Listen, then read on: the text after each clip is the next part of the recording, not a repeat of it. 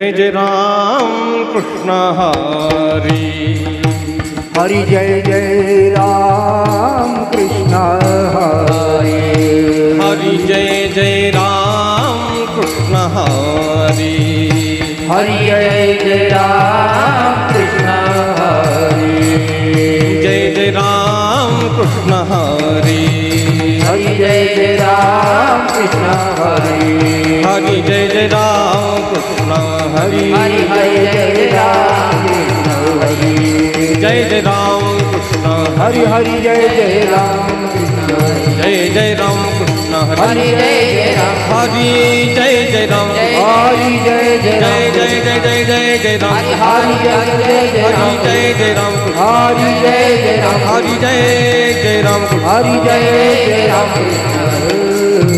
जय राम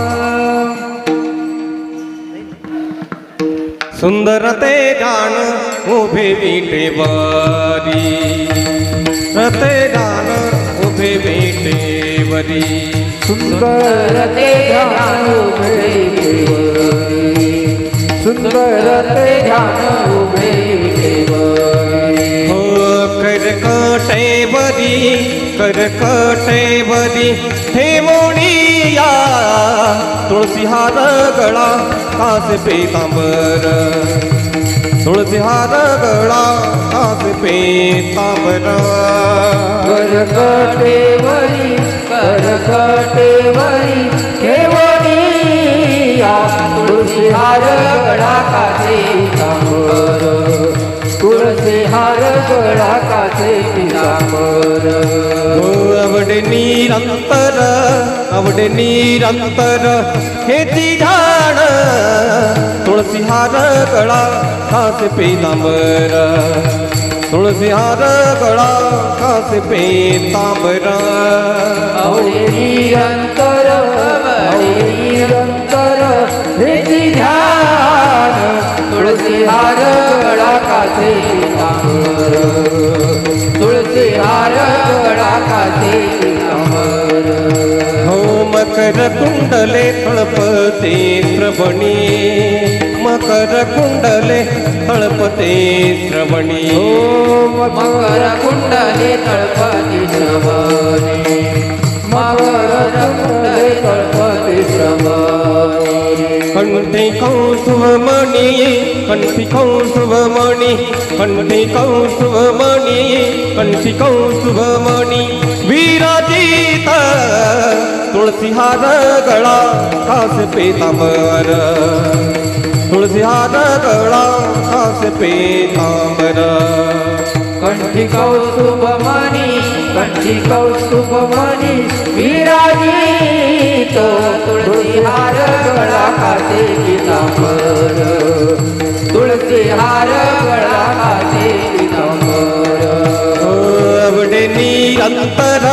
आवडे निरंतर हेती झाड तुळसी हार गळा कास पेतांबर तुळसी हार गळा कासे पेतांबर हो आवडे निरंतर हेची ध्यान तुळसी हार गळा कासे पितांबर तुळसी हार गळा कासे पितांबर हो तुका म्हणे माझे हेची सर्व सुख तुका म्हणे माझे हेची सर्व सुख हो तुका म्हणे माझे की सर्व सुख तुका म्हणे माझे की सर्व सुख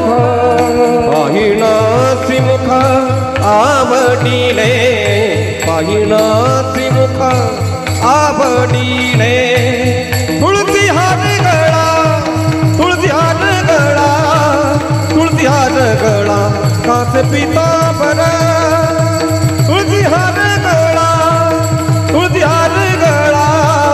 तुळसी हार गळा कास पितांबर पाहिना श्रीमुख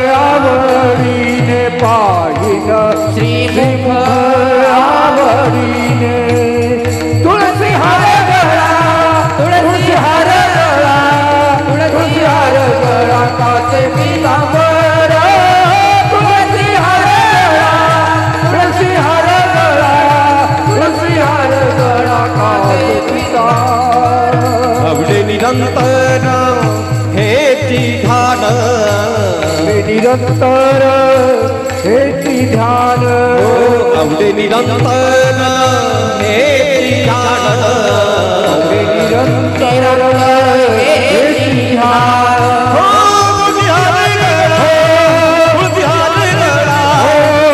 कासे पीतांबर तुळसी हारी गळा तुळसी हारी गळा तुळसी हार गळा कासे तुळसी हार गळा तुळसी हार गळा तुळसी हार गळा कासे पीतांबर तुळसी हार गळा तुळसी हार गळा तुळसी हार गळा कासे पीतांबर कासे पीतांबर हो बार कुमार जय जय गोपाल कुमार हर विठोबा रखुमाई जय गोपाल कुमार जय विठोबा रखो जय जय गोपाल कुमार विठोबा रखुमाई गोपाल कुमार विठोबा रखुमाई गोपाल कुमार विठोबा रखुमाई विठोबा रखुमाई गोपाल कुमार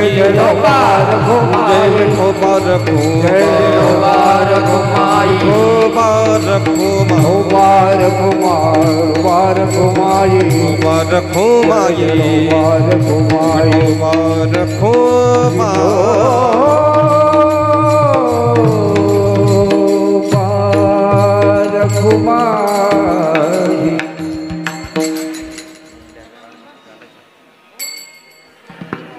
राम कृष्ण हरे हरि हरि जय जय जय राम कृष्ण हरे जय जय राम कृष्ण हरि हरि जय जय जय राम कृष्ण हरि हरे जय जय राम कृष्ण हरे जय जय राम कृष्ण जय जय राम कृष्ण हरे हरि जय जय राम कृष्ण हरे जय जय राम कृष्ण हरि हरि जय जय राम कृष्ण हरे जय जय राम कृष्ण हरि हरे जय जय राम हरि जय जय राम कृष्ण हरि जय जय राम हरि जय जय राम हरि जय जय राम हरे हरि जय जय राम जय हरि जय जय राम हरि जय जय राम हरि जय जय राम जय रूप पाहता लोचनिया रूप पाहता लोचनी रूप पाहता लोचनी रूप पाहता लोचनी सुख झाले सुख झाले सुख झाले ओ साधारे तो हा विठ्ठल वरवा तो हा विठ्ठल वरवा सुख झाले सदारे सुख झाले सासंगी तो हा विठ्ठल बरवा विठ्ठल बरवा तो हा माधव तो हा माधव तो हा माधव बरवा तो हा विठ्ठल बरवा तो हा विठ्ठल बरवा तो हा माधव तो हा माधव बरवा तो हा विठ्ठल बरवा तो हा विठ्ठल बरवा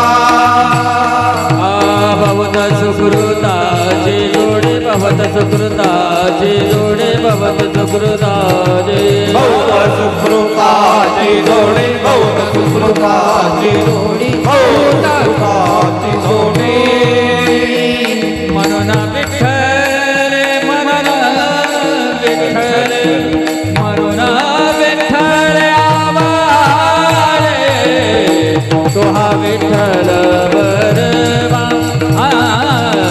तो हा विठ्ठल बरवा म्हणून विठ्ठली आवारी म्हणून विठ्ठली आवारी तो हा विठ्ठल बरवा हो तो हा विठ्ठल बरवा तो हा माधव तो हा माधव तो हा माधव परवा तो हा विठ्ठल बरवा हो तो हा विठ्ठल बरवा तो हा माधव बरवा तो माधव बरवा तो हा विठ्ठल बरवा हो तो हा विठ्ठल बरवा हे सर्व सुखाचे आगर बाबर तुम्हारे बेवर तो हा विठ्ठल बरवा तो हा विठ्ठल बरवा सर्व सुभाचे आगर बाबर तुम्हारे बेवर तो हा विठ्ठल बरवा हो तो हा विठ्ठल बरवा तो हा विठ्ठल बरवा तो हा माधव बरवा तो हा विठ्ठल बरवा तो हा माधव बरवा तो हा विठ्ठल बरवा तो हा माधव बरवा तो हा विठ्ठल बरवा तो हा विठ्ठल बरवा हे तो हा विठ्ठल बरवा तो हा माधव बरवा तो हा विठ्ठल बरवा बरवा तो हा विठ्ठल बरवा जय जय राम कृष्ण हरी जय जय राम कृष्ण हरी जय जय राम कृष्ण हरी जय राम कृष्ण हरी जय राम कृष्ण हरी राम कृष्ण जय जय राम कृष्ण जय राम कृष्ण जय जय राम कृष्ण हरे हरे जय जय राम कृष्ण जय जय राम कृष्ण जय जय राम कृष्ण हरे जय जय राम कृष्ण हरे जय जय राम कृष्ण हरे जय जय राम जय जय राम कृष्ण हरी जय जय राम कृष्ण हरी राम कृष्ण हरी जय जय राम जय जय राम जय जय राम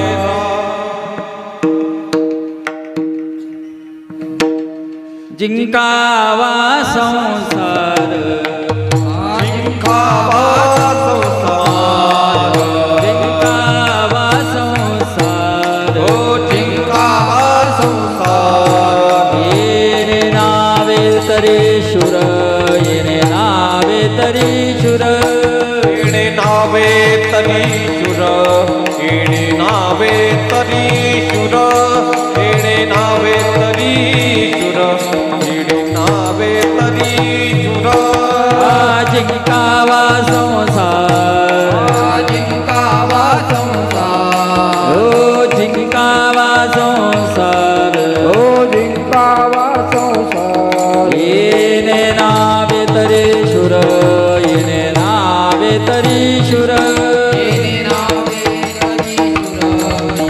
नावे तरी शुर येणे नावे तरी शुर येणे नावे तरी शुर कायते बापुडे कायती बापुडे कायती बापुडे कायती बापुडे अहंकाराची घोडी गिर अहंकाराची घोडी अहंकाराची घोडी अहंकाराची घोडी अहंकाराची घोडी अहंकाराची घोडी ऐशा नावे ऐशा नावे देव धरे जे तो भावे देव धरे जे तो भावे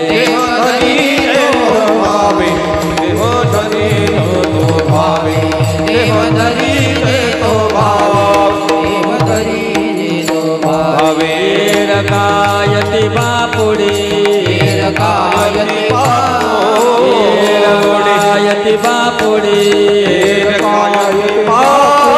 गिरा अहंकाराची घोडी गिर अहंकाराची घोडी गिर अहंकाराची घोडी गिर अहंकाराची घोडी गिर अहंकाराची घोडी गिर अहंकाराची घोडी तुका म्हणे जावे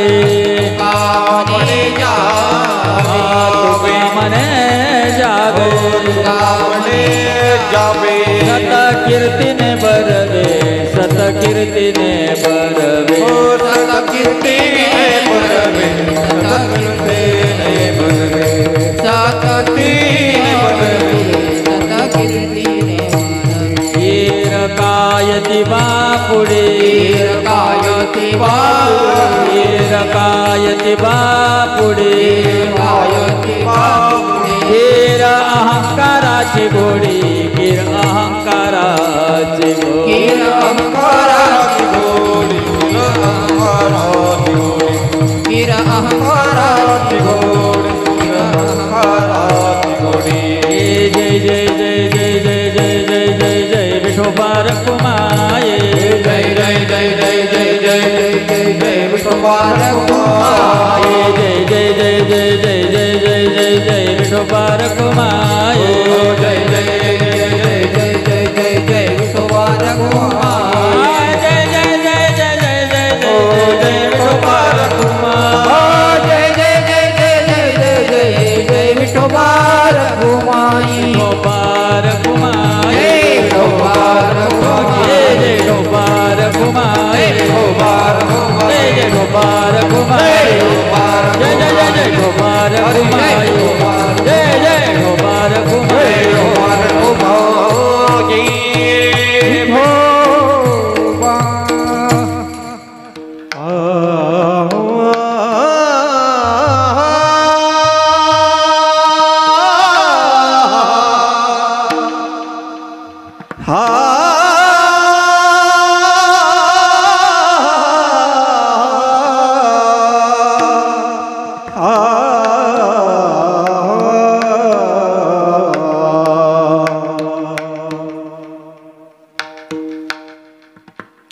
जिनका वा संसार जिनका वा संसार जिनका वा संसार जिनका वा संसार जिनका वा संसार जिनका वा संसार जिनका वा संसार जिनका वा संसार जिनका वा संसार जिनका वा संसार जिनका वा संसार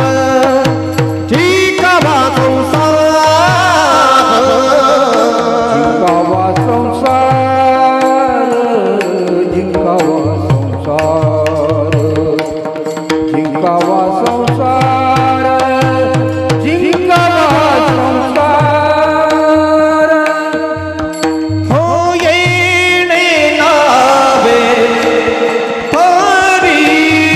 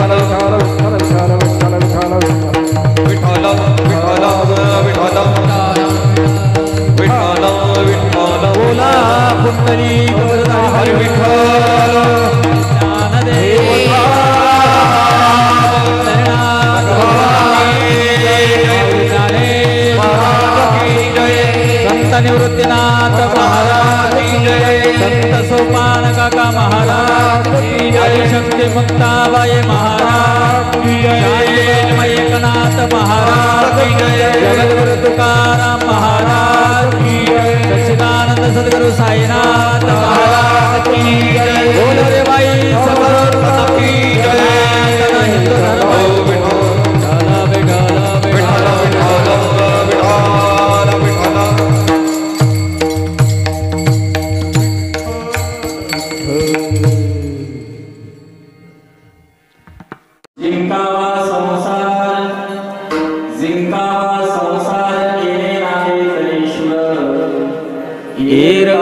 यती बापुडी कीर अहंकाराची घोडी पण ऐशा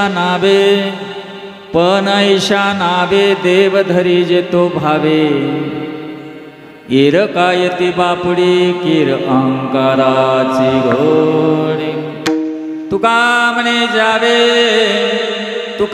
म्हणे जावे सतकीर्तीने बरवे एरकायती बापुडी कीर अहंकाराची घोडी पांडुरंगा करो प्रथम नमन पांडुरंगा करो प्रथम नमन करो प्रथम नमन पांडुरंगा करो प्रथम नमन दुसरे चरण संताचे दुसरे चरण दुसरे चरण पंचकृपादाने कथेचा विस्तार कथेचा विस्तार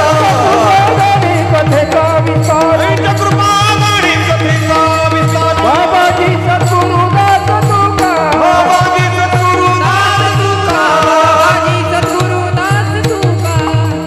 काय माझी वाणी मानले संता सिरंजव चित्तास्य आपुल्या ओम नमो जी आद्या वेद प्रतिपाद्या जय जय ससभ्यत्मरूपा देवा तूच गणेश सकलार्थमती प्रकाशो म्हणे निवृत्तीदास अवधार जो जे जयाचे केले स्मरण होय सकल विद्यांच्या अधिकरण ते चोंद श्रीचरण श्रीगुरूंचे ते नमस्कारो आता महायोग पीठे तटे भीमरथ्या वरम पुंडरिकाय दातून मुनींद्रे समागती छंदमानंद कंदम परब्रह्मलिंगम भजे पांडुरंगम अलंकापुरी रम्य सिंहासनस्थं पदाम्भोजते जगस्फुरदिक प्रदेशं विदेन्द्रादिदैवे सदा स्तूयमानं समाधिस्थमूर्ति भजे ज्ञानदेवं व्यासाय व्यासरूपाय विष्णवे नमो वै ब्रह्मनिधये वसिष्ठाय नमो नमः नित्यं शुद्धं निराभासं निराकारं निरञ्जनं नित्यं बोधं चिदानन्दं सद्गुरुं त्वं नमाम्यहं जय जय जय साईनाथा पतितपावन कृपावंता तुझ्या पदी ठेवितो माथा आता अभय असू दे काय माझी वाणी मानेला संतासी काय माझी वाणी मानेला संतासी काय माझी वाणी मानेला संतासी काय माझी वाणी मानेला संतासी रंजवोचिता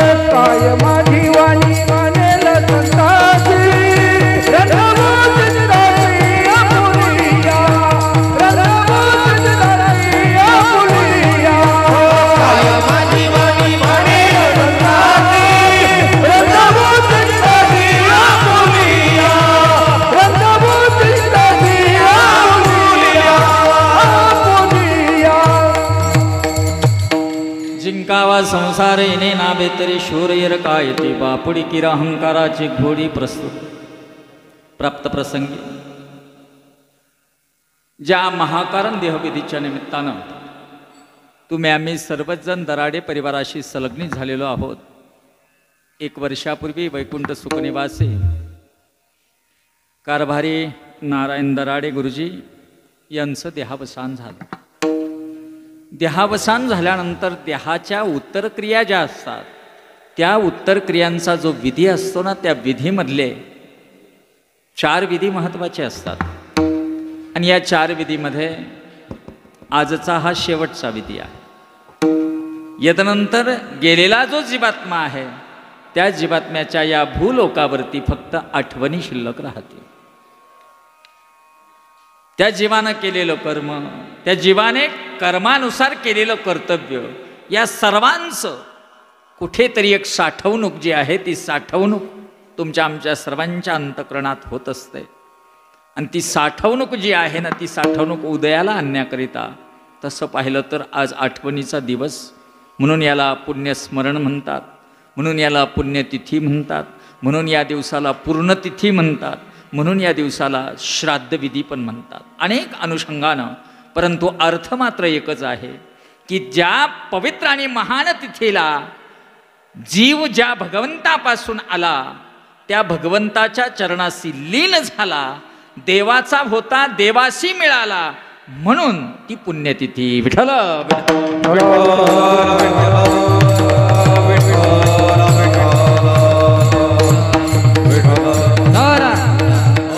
गुरुजींचा समृद्ध आणि मोठा परिवार, एक मुलगा 5 मुली, या सर्वांचा संसार उभा करत असताना तसं पाहिलं तर गुरुजी ही एक उपमा अशी आहे की मुळात सांप्रत अध्यात्मामध्ये गुरु या शब्दालाच अनन्यसाधारण महत्त्व आहे. आणि अशा गुरुत्वाला पोहोचलेल्या प्राथमिक शाळेमध्ये आपली शिक्षकी कर्मबंधानुसार जी भगवंताने दिलेली एक जोड आहे, ती जोड जोडता जोडता आपल्या आयुष्याला परिपूर्ण बनवता बनवता गंगा भागीरथी वत्सलाबाई कारभारी दराडे यांच्याबरोबर संसार थाटला. आणि तो संसार थाटत असताना भाऊसाहेब कारभारी दराडे, अरुणाताई अर्जुन सानप, श्रीमती संध्याताई पुंडलिक आव्हाड, अश्विनीताई संभाजी फडकी, ज्यांच्या अनुषंगानं माझं या ठिकाणी येणं झालं, तसेच शैला माणिकताई माणिक सानप, रोहिणीताई अशोक आव्हाड, 5 मुली, एक मुलगा, पुतणे, नातवंड, पतवंड, अशा परिपूर्ण परिवारामध्ये आपलं आयुष्य वेचत असताना 1 वर्षापूर्वी गुरुजी अकाली गेले. गेल्यानंतर साहजिकच परिवाराला त्यांची उणीव आहे.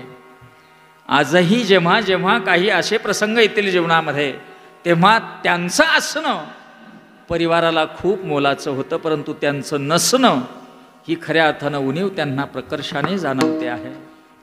परंतु हा मृत्यूलोक आहे आणि मृत्यूलोकाच्या प्रत्येक गोष्टी तुमच्या आमच्यासाठी स्वीकारणं कर्मपात्र आहे. जीवन जगत असताना भलं आपण कर्म करू, भलं कर्माचा ठाव घेऊ, परंतु ते जीवन जगत असताना त्या कर्मानुबंधानुसार होणाऱ्या ज्या घटना आहेत ना, त्या सर्व घटना आपल्याला स्वीकाराव्या लागतात. लादल्या नाही जात, त्या स्वीकाराव्याच लागतात.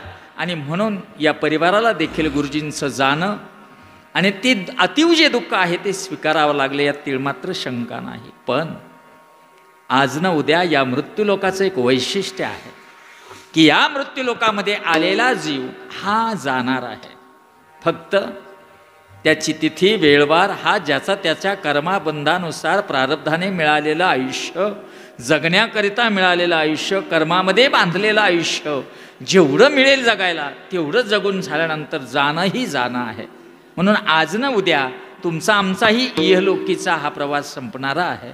गुरुजींचा संपला, परंतु आपल्या आयुष्यामध्ये आपला संसार उभा करत असताना त्यांनी अनेक लहानी लहानी लेकरं घडवली की ज्या लेकरं घडवल्यांचा देखील खऱ्या अर्थानं संसार पूर्णत्वाला गेला. असा एक परिपूर्ण असणारा हा महात्मा आज आपल्यात नाही आहे. परंतु त्यांचं जगणं, त्यांचं राहणं, त्यांचं वागणं, या अनुषंगानं जगाशी त्यांचा बांधलेला जो ऋणानुबंध आहे ना, तो ऋणानुबंध जो आहे तो कधीही विसरता येत नाही. आणि म्हणून त्यांच्या आठवणी ज्या आहेत त्या सातत्यानं या त्यांच्या कर्मबंधानुसार तुम्हा आम्हाला जाणवत राहतील. म्हणून आजचा जो विधी आहे, यदनंतर विधी संपुष्टात जरी आले तरी आठवणी शिल्लक राहणार आहे. गेले दिगंबर ईश्वर विभूती, राहिल्या त्या कीर्ती जगा माझी. मागे नाव राहतं हो, म्हणून अशी कीर्ती माणसाची मागं राहावी आणि माणसानं पुढे निघून जावं, तर जगानं मागं नाव घ्यावं, अशी परिपूर्ण असणारी जीवनाची प्रभा गुरुजींनी जगली. आणि ते आज आपल्यात नाहीत, परंतु परिवाराच्या वतीनं देहसाधर्म्य विधी ज्या आहेत त्या देहसाधर्म्य विधीच्या अनुषंगानं आजचा हा चौथा विधी आहे. नीट ऐकून घ्या. गुरुजींचं गुणानुकीर्तन, गुरुजींच्या आठवणी, गुरुजींचा या मृत्यूलोकाशी असणारा संबंध व्यक्त करताना ही जी कीर्तनाची सेवा आहे ना, ही कीर्तनाची सेवा तुमच्या आमच्या सर्वांच्या पुढील प्रवासाकरता नेमका आपण मार्ग क्रमावा याकरिता आहे. आणि अजून एक महत्त्वाचा विषय असा आहे की जर आपल्या जीवनाचं सार्थक आपण कसं करावं याचा निर्देश जर धरला तर तो निर्देश ज्यांनी अनुभवला त्यांचे शब्द आपण आपल्या आयुष्यामध्ये आणावेत. आणि म्हणून आज या ठिकाणी कीर्तनरूपी सेवेकरिता अनेक स्वानुभव असणाऱ्या अभंगातनं एक साजेसा अभंग मला व्यासपीठावर आल्यानंतर वाटला घ्यावासा. आणि तो अभंग तुकोबरायांचा आहे की ज्या तुकोबरायांनी तुमच्या आमच्या जीवनाला एक आध्यात्मिक झालर बसवण्याकरिता आपलं संतत्व खर्च केलं. त्या तुकोबरायांचा निर्देश तुमच्या आमच्यासाठी आहे, उपदेश आपल्यासाठीचा आहे. आणि त्या उपदेशात्मक वाणीतनं ते तुम्हा आम्हाला सांगतात की बाबांनो, तुम्हा आम्हाला संसार जिंकता आला पाहिजे, त्याच्यामध्ये खरं शूरत्व आहे, ते खरं शूरत्वाचं लक्षण आहे. परंतु संसाराकडं लोक लक्ष देत नाही, प्रपंचामध्ये मात्र ते गुंतून बसले आणि गुंतून बसल्यामुळे मला त्यांची कीव येते. अजून तुकोबराय असंही म्हणतात का थोडे लोक आहेत का भरपूर पुष्कळ लोक आहेत की जी स्वतःच्या मीपणामध्ये डुबून गेलेली आहे. म्हणून आता तुम्ही सावध व्हा आणि तुम्ही एक संकल्प करा, पण ऐशा नावे देव धरी जे तो भावे. आता संकल्प करा, पण म्हणजे प्रतिज्ञा करा की त्या प्रतिज्ञाद्वारे तुम्हाला भगवंत आपलासा करता येईल. कारण दादांनो, आपलं जे जीवन आहे ना त्या जीवनामध्ये जगून गेल्यानंतर फक्त सतकीर्ती शिल्लक राहते. चिरकाल टिकणारी कीर्ती, कीर्त्या दोन प्रकारच्या आहेत, एक सत्कीर्ती आणि एक दुर्कीर्ती, की ज्या दुर्कीर्तीमध्ये त्यानं वाईट वागणं समाज कधी मध्ये आठवेल. एखादा वाईट प्रसंग घडला किंवा एखादी घटना घडली तर त्याचा संदर्भ जोडण्याकरिता ते जोडून देतील. ते तसं नाही का ती व्यक्ती तसं जगली बरं का, सेम तसंच आज झालं. परंतु सत्कीर्ती ही अशी आहे की अनेक पिढ्या अनेक युगाला एक महासंदेश देत असते. आणि म्हणून असं परिपूर्ण जीवन जो जीव जगेल त्या जीवाचा संसार जिंकल्यात जमा आहे असं तुकोबरायांना निर्देशित करायचं आहे. विठ्ठल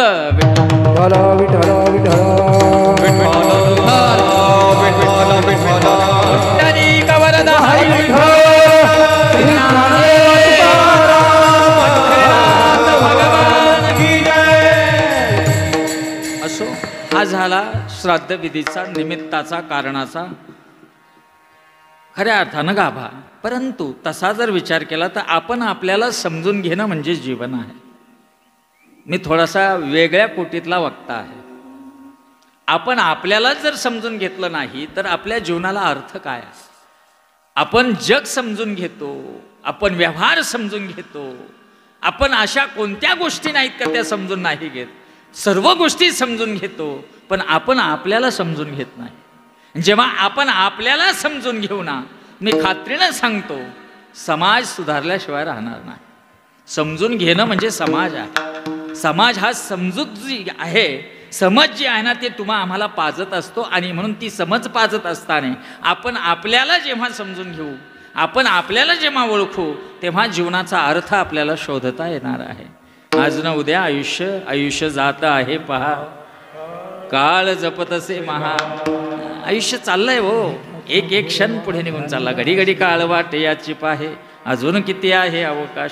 आता चेतन महाराज आपल्याला गायनाला वेळ नाही, कारण आपल्याला वेळ कमी आहे आणि कमी वेळामध्ये आपल्याला खूप काही सांगायचं पण आहे. आणि तुमचा वेळ सुद्धा मोलाचा आहे, कारण एक ठराविक कालखंड असतो श्राद्ध विधीच्या कीर्तनामधला का तो काटा ओलांडल्यानंतर तुमची काट्यावरली कसरत सुरू होते. कळलं ना, ती होऊ नये. आणि संदेश महत्वाचा आहे. गजंभर कीर्तन ऐकण्यापेक्षा त्या कीर्तनातला एक सारभूत शब्द जरी जीवनात अंमलात आणला तरीही क्रांती व्हायला वेळ लागत नाही. विठ्ठल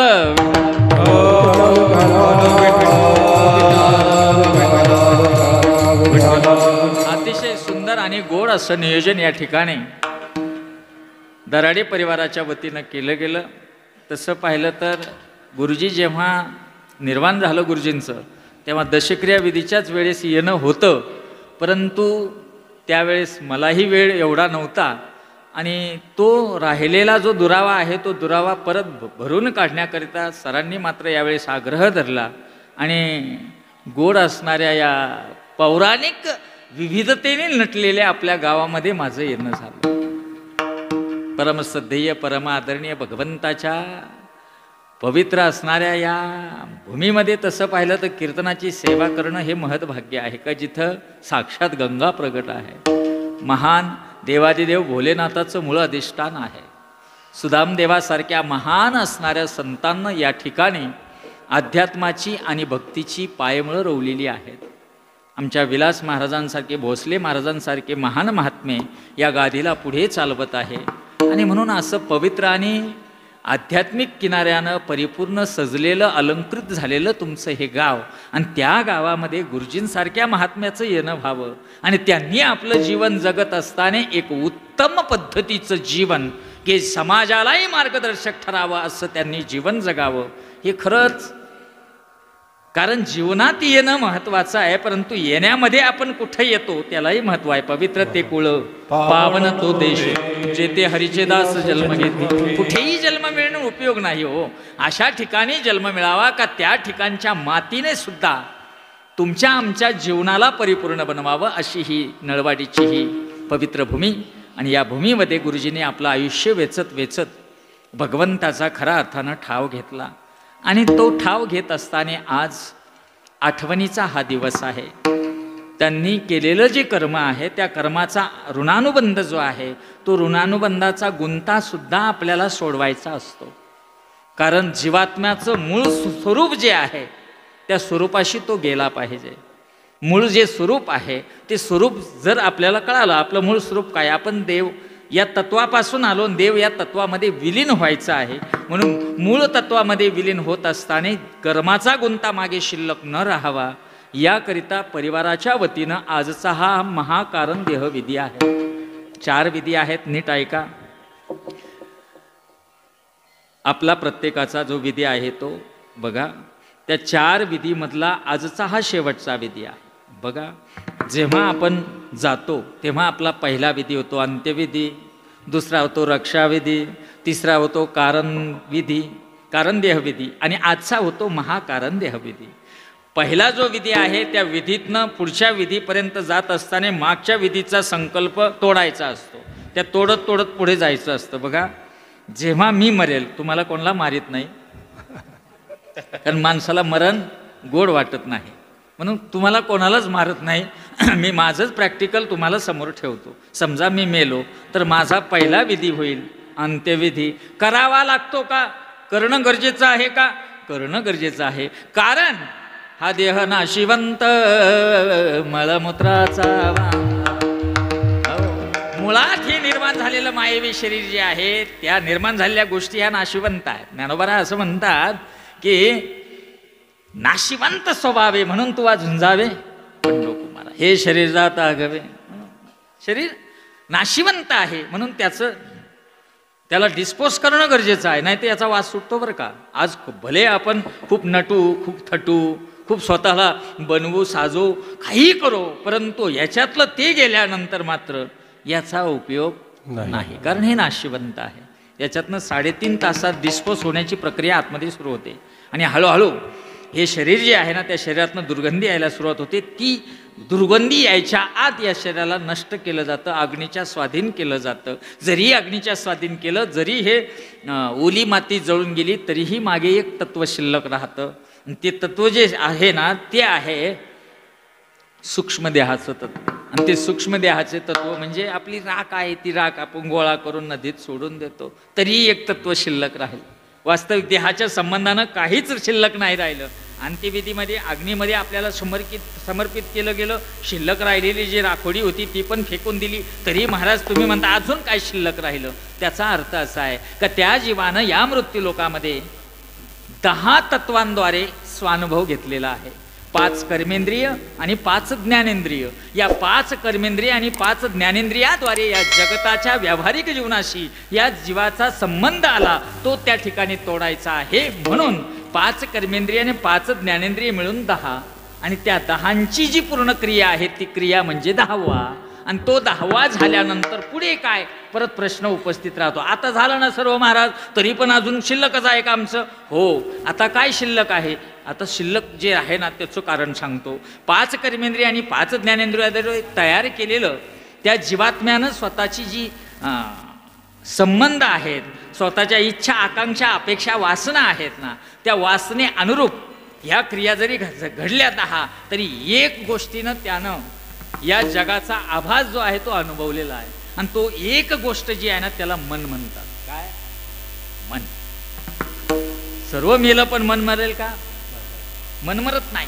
मग मन मरत नाही आणि मनाला चिटकून त्या वासना शिल्लक राहतात. म्हणून त्या जीवात्म्याचा 10वा झाल्यानंतर 13व्या दिवसापर्यंत तो जीवात्मा त्या मनाच्या भोवती असणारं वेष्टन जे आहे, आवरण जे आहे ना, ते आवरण घेऊन 13व्याच्या दिवशी पुढे निघतो. आणि पुढे निघाल्यानंतर दर महिन्याला आपण इकडं महिना घालतो आणि तो जीवात्मा त्या ठिकाणी हिशोब देतो केल्या कर्माचा. आणि कर्माचा हिशोब देत असताना काय होतं माहिती आहे का? आता मी तेलंगणाला कथेला होतो. कथेवरनं येत असताना माझी गाडी बॉर्डरवर अडवली. अडवल्यानंतर पोलीस माझ्यापाशी आले. ते मला म्हणाले कागदपत्र दाखवा. मी कागद दाखवले. ते म्हणाले लायसन आहे का? मी लायसन दाखवलं. कुठे ना कुठे आपण फसतोच पण त्यांच्यामध्ये. त्यांनी बरोबर फसवलं. ते कोणतं पोल्युशन सर्टिफिकेट आहे का? म्हणलं नाही.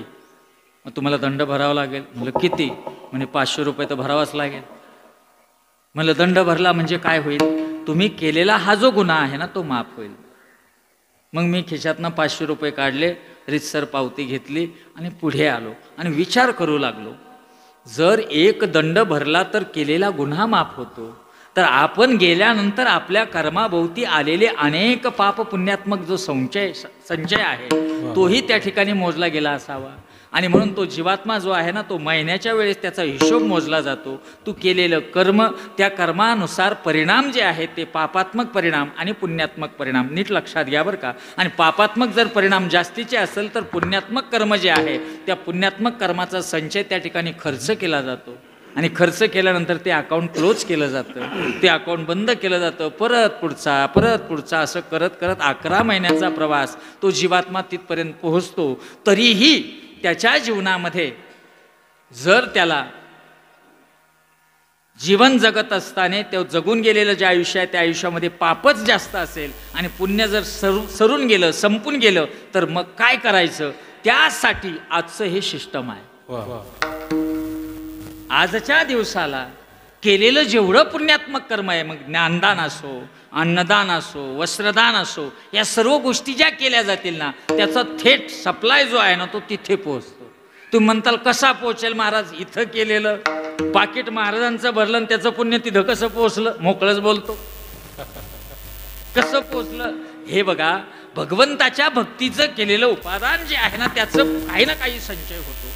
तो संचय परंतु तिथे कसा जातो याचं उत्तर तुम्हाला सांगतो. हल्ली विज्ञानवादी लोक आहेत, विज्ञानाशी संलग्नित लोक आहेत. 1-2 वर्षापूर्वी 3 लाख किलोमीटर अंतरावर आपण यान उतरवलं होतं, बरोबर आहे का? भारताचं यान चंद्रावर गेलं होतं. मला एक सांगा, वायरी कोणत्या होत्या? नाही, काहीच नव्हतं. बेंगलोर सारख्या एका ठिकाणी एका खोलीमध्ये ती वॉर रूम बनवली आणि इथून त्या यानाला संचालित केलं गेलं, नियंत्रित केलं गेलं आणि ते यान अलगद त्या ठिकाणी उतरवलं गेलं. मध्ये कोणताही तसा पाहिला तर कोणताही रस्ता नाही, काही वायरी नाही, दोऱ्या नाही, काही संबंध नाही, तरी यान तिथे का उतरलं? याचं कारण असं आहे, या ठिकाणी बसवलेलं मशीन आणि त्या ठिकाणी बसवलेलं मशीन, त्या मशीनचा जो संबंध आहे ना तो संबंध या वायुमंडलामधून तो जोडला गेला आणि तो जोडल्या गेल्यानंतर इकडलं मशीन इथून कमांड दिली का ते तिथं कार्य करू लागलं. हे जसं विज्ञानात आहे ना याच्यापेक्षा ईश्वराची शक्ती अडव्हान्स टेक्नॉलॉजी पुढे अजून. इथं केलेलं कर्म ते तिथं पोहोचू शकतं. जसं विज्ञान आज करू राहिलं, परंतु विज्ञानाच्या पुढे अध्यात्म हजारो पटीनं. माझे एक मित्र आहेत महाडचे, ते अमेरिकेला गेले, फ्लोरिडाला आहेत ते, आणि तिथनं मला ते कॉल करतात. माणसं लांब गेले का जवळची माणसं, इकडले माणसं जवळचे वाटतात त्यांना. कारण तिकडं मित्र नाही, परिवार नाही, कोणी करमायला नाही, ते काय व्हिडिओ कॉल करतं. मला त्या दिवशी कॉल केला आणि कॉल करून ते बोलायला लागले. आणि बोलायला लागल्यानंतर तिथलं मला ते दृश्य दाखवत होते. मला दृश्य दाखवत असताना मी असा मोबाईल धरून बोलत होतो. माझी बायको आली मोबाईलमध्ये डोकायला आणि म्हणाली, कोण आहे? म्हणलं असं असं. आणि ती मला म्हणू लागली, कसं विज्ञान पुढे गेलं बघा, अमेरिकेतली माणसं, तिथलं वातावरण इथं दिसतंय. म्हणलं हे काहीच नाही, याच्यापेक्षा आमचं अध्यात्म खूप पुढं आहे. ती म्हणाली कसं? म्हणलं सांगतो बस. तिला म्हणलं तू खंडोबा चरित्र वाचलं का? खंडोबाचं चरित्र आपण एवढं नाही वाचत. बघा त्या खंडोबाचं म्हणजे मल्हारी देवानं, मल्हारी मार्तंडानं, खंडोबानं आपल्या पत्नीशी संवाद साधता यावा म्हणून व्हिडिओ कॉन्फरन्सिंगद्वारे संबंध साधला होता, कॉन्टॅक्ट केलं होतं. आठवतं की नाही? आहे ना ते गांगाळ्यामध्ये. ते तिथं बघायचे, ते समातेला तिथं दर्शन व्हायचं आणि इकडून ते बोलायचे. ही व्हिडिओ कॉन्फरन्सिंग नाही का हो? टेक्नॉलॉजी जरी आज इथे असेल तरी अध्यात्म किती पुढे आहे. अध्यात्माचा ठावच लागू शकत नाही. तुम्ही एक विचार करा, आता आम्ही एअरपोर्टपासून आलो, ते विमान उचलायला हवेत जायला आणि हवेतलं खाली यायला 4 किलोमीटरची धावपट्टी आहे. पण आमची टेक्नॉलॉजी अध्यात्माची एवढी पुढे होती, विमानाला फक्त म्हणायचं खाली ये, ते खाली यायचं, माणसं बसायचं, चल वर, ते वर जायचं. सांगा टेक्नॉलॉजी कोणती पुढे आहे? तरीही विज्ञानवादी लोक म्हणतात नाही हो महाराज, आजचं विज्ञान हेच सत्य आहे. बरोबर, सत्य आहे. मला तुम्हाला असा प्रश्न विचारायचा आहे, तुम्ही लाखो करोडो अब्जाची मशिनरी आणताल एखाद्या माणसाची ऑपरेशन करायला, एखाद्यावर ट्रीटमेंट करायला, एखाद्याला मशिनीमध्ये घालून बसवशाल, परंतु त्याच्यामधलं जे चैतन्य आहे ते चैतन्य थांबवण्याची क्षमता विज्ञानात आहे का? असेल तर तुमच्या पुढे मी लोटांगण घालून आजपासून कीर्तन सोडून देऊ. ते आत्मतत्व जे आहे ना, ते आत्मतत्व विज्ञानाला सुद्धा सापडलं नाही. म्हणून परेच्या पलीकडे असणारा भगवंत आणि त्या भगवंताचं मूळ सूत्र या मृत्यूलोकाशी कनेक्टिंग आहे. तो भगवंत तिथनं सूत्र संचालित करीतो, तिथून हे सॅम्पल पाठवितो. त्याने एक सॅम्पल पाठवलं विकास महाराज गायकवाड, हे सॅम्पल त्यानं इथं पाठवलं, परंतु याला संचालित करण्याचं काम कोण करतोय? तो ईश्वर करतोय. देता देवविता, नेता नेवविता, तिथे याची सत्ता काय आहे? सर्व संचालित करणारा तो आहे. म्हणून त्याच्या स्वाधीन जर आपण जीवन जगलो तर आपल्या जीवनाला आपण समजून घेऊ, परंतु ही भूमिका आपण समजून घेत नाही. मी कुठे होतो? मुद्द्याचं बोलतो. मन जे आहे ना, त्या मनाला पुढे पाप आणि पुण्य या बॅलन्समध्ये मोजलं जातं. म्हणून जेवढं पुण्याचं गाठोडं त्या जीवात्म्यापर्यंत जाईल, जेवढं पुण्य त्या जीवात्म्याला मिळेल, तेवढं तो जीवात्मा जो आहे तो ईश्वराच्या मूळ गाभ्यामध्ये जातो आणि भगवंताशी समरस होतो, वेगळा राहत नाही. तू का म्हणे होती, तू का म्हणे होती, तू का म्हणे होती, तू का म्हणे होती. तुझी माझी एक ज्योती, तुझी माझी एक ज्योती, तैसा समरस झालो, तैसा समरस झालो. तुझी माझी एक ज्योती, तुझी माझी एक ज्योती, तैसा समरस झालो, तैसा समरस झालो. तुका म्हणे होती तुझी माझी एक ज्योती. देवाच्या स्वरूपामध्ये देवाचं तत्व जाऊन मिळालं, वेगळं राहिलं नाही. अगदी तसं आजचा हा विषय आहे. आज जीवात्म्याचा भगवंताच्या मूळ कोशामध्ये प्रवेश आहे. गुरुजी आज ईश्वराच्या मूळ संदर्भाशी एकरूप होणार आहे आणि म्हणून त्या देवाच्या मूळ संदर्भाशी एकरूप होत असताना आज खऱ्या अर्थानं त्यांना आदरांजली व्यक्त करणं एवढंच आपल्या हातात आहे. आणि म्हणून आजच्या विधीला अनन्यसाधारण महत्त्व आहे. जीवाचा गुंता या मृत्यूलोकाशी सुटतो आणि तो सुटल्यानंतर तो जीवात्मा खऱ्या अर्थानं देवाचा होतो. म्हणून या मृत्यू लोकामध्ये तुम्हा आम्हाला देवानं ईश्वरानं पाठवलं, आणि जे पाठवलं ते पाठवल्यानंतर देवाला काय अपेक्षित आहे आणि मी काय करत आहे याचा थोडासा विचार करत चला. कारण देवाला काय अपेक्षित आहे तसा जर विचार केला तर देवाला अपेक्षित आहे आपल्याकडनं की आपण ईश्वराचे कायम संबंधित राहावं, कायम त्यांच्या संपर्कात, देवाच्या संपर्कात राहावं. परंतु जीव मात्र स्वतःचा अनुभव घेत असताना, जीव स्वतःचं जीवन जगत असताना त्याच्यावर कुठेतरी असा गंज चढतो आणि त्या गंजामध्ये तो देवाच्या मूळ तत्वाला विसरून जातो आणि आपलं आयुष्य जगतो. आता आयुष्य जगण्यामध्ये पण खूप फरक आहे. थोडंसं नीट ध्यान देऊ नाही का? पूर्वीच्या काळामध्ये बाबा तुमच्या एक 25-30 वर्ष मागे जातो मी. 1990चा काळ झाला आणि त्या 1990च्या काळामध्ये एखादी व्यक्ती जर वारली आणि त्याच्या रक्षा विसर्जनाच्या कार्यक्रमाला आपण जर गेलो तर त्यावेळेस असं करायचं, ते व्यक्ती वारल्यानंतर लगेच कुठेतरी प्रेसचं दुकान बघायचं आणि तिथनं कार्ड छापून आणायचे, बरोबर की नाही? छोटे छोटे कार्ड असायचे आणि त्या कार्डामध्ये उल्लेख असायचा. कळवण्यास अत्यंत वाईट वाटते की आमचे वडील नामे, त्यांचं नाव, त्यांना दिनांक, या वारी इतक्या वाजता काय झाली, मला तेवढाच शब्द पाहिजे. कोणती आज्ञा झाली? देवाज्ञा झाली. त्यांना देवाची आज्ञा झाली, ते आज आपल्यात नाही, त्यांचा दशी क्रियाविधी अशा अशा ठिकाणी ह्या वेळेला होणार आहे. सदर प्रसंगी फलाण्या फलाण्या महाराजांचं प्रवचन कीर्तन होणार आहे. दुःखांकित मग सारे खालची भावकी गावकी असेल ती. मला सांगायचं एक आहे, देवाज्ञा झाली, देवाची आज्ञा झाली. मला एक सांगा, देवाच्या आज्ञेनं मरण येतं का देहाच्या आज्ञेनं मरण येतं? देहाचा. ताईमाय हो, तुम्ही तरी सांगावं. मला काय उत्तर सापडे ना. तुम्ही नका सांगू, कारण त्या निवांत बसलेल्या असतात घरी, त्यांना वेळ भरपूर असतो म्हणून त्यांना विचारतो. तुम्हाला काय कर्म करता करता देवाची आज्ञा होती का देहाची? आज उत्तरच नाही आपल्याकडे. देवाची आज्ञा होणं म्हणजे नेमकं काय? देवाच्या इच्छेनं मरण येणं. आलं का लक्षात? देवाच्या इच्छेनं, देवानं बोलावलं तर तेव्हा जाणं. आज देवाच्या बोलावण्यानं माणसं जातात का? आपण होऊन जातात. इथनं गाडीवर निघाला, नांदूर शिंगोट्याला गेला आणि तिथून सिन्नरला जात असताना ट्रक खाली हा घुसला. आज्ञा देवाची होती का? लगेच हे चर्चा करतात, नाही नाही भरून आलं होतं त्याचं, त्याची म्हणतो तिथे गेला मरायला. कशाला भरून आलं होतं? कशाचं भरून आलं? अरे तो हाताने मेला, देवाचा आणि त्याचा संबंधच नाहीये.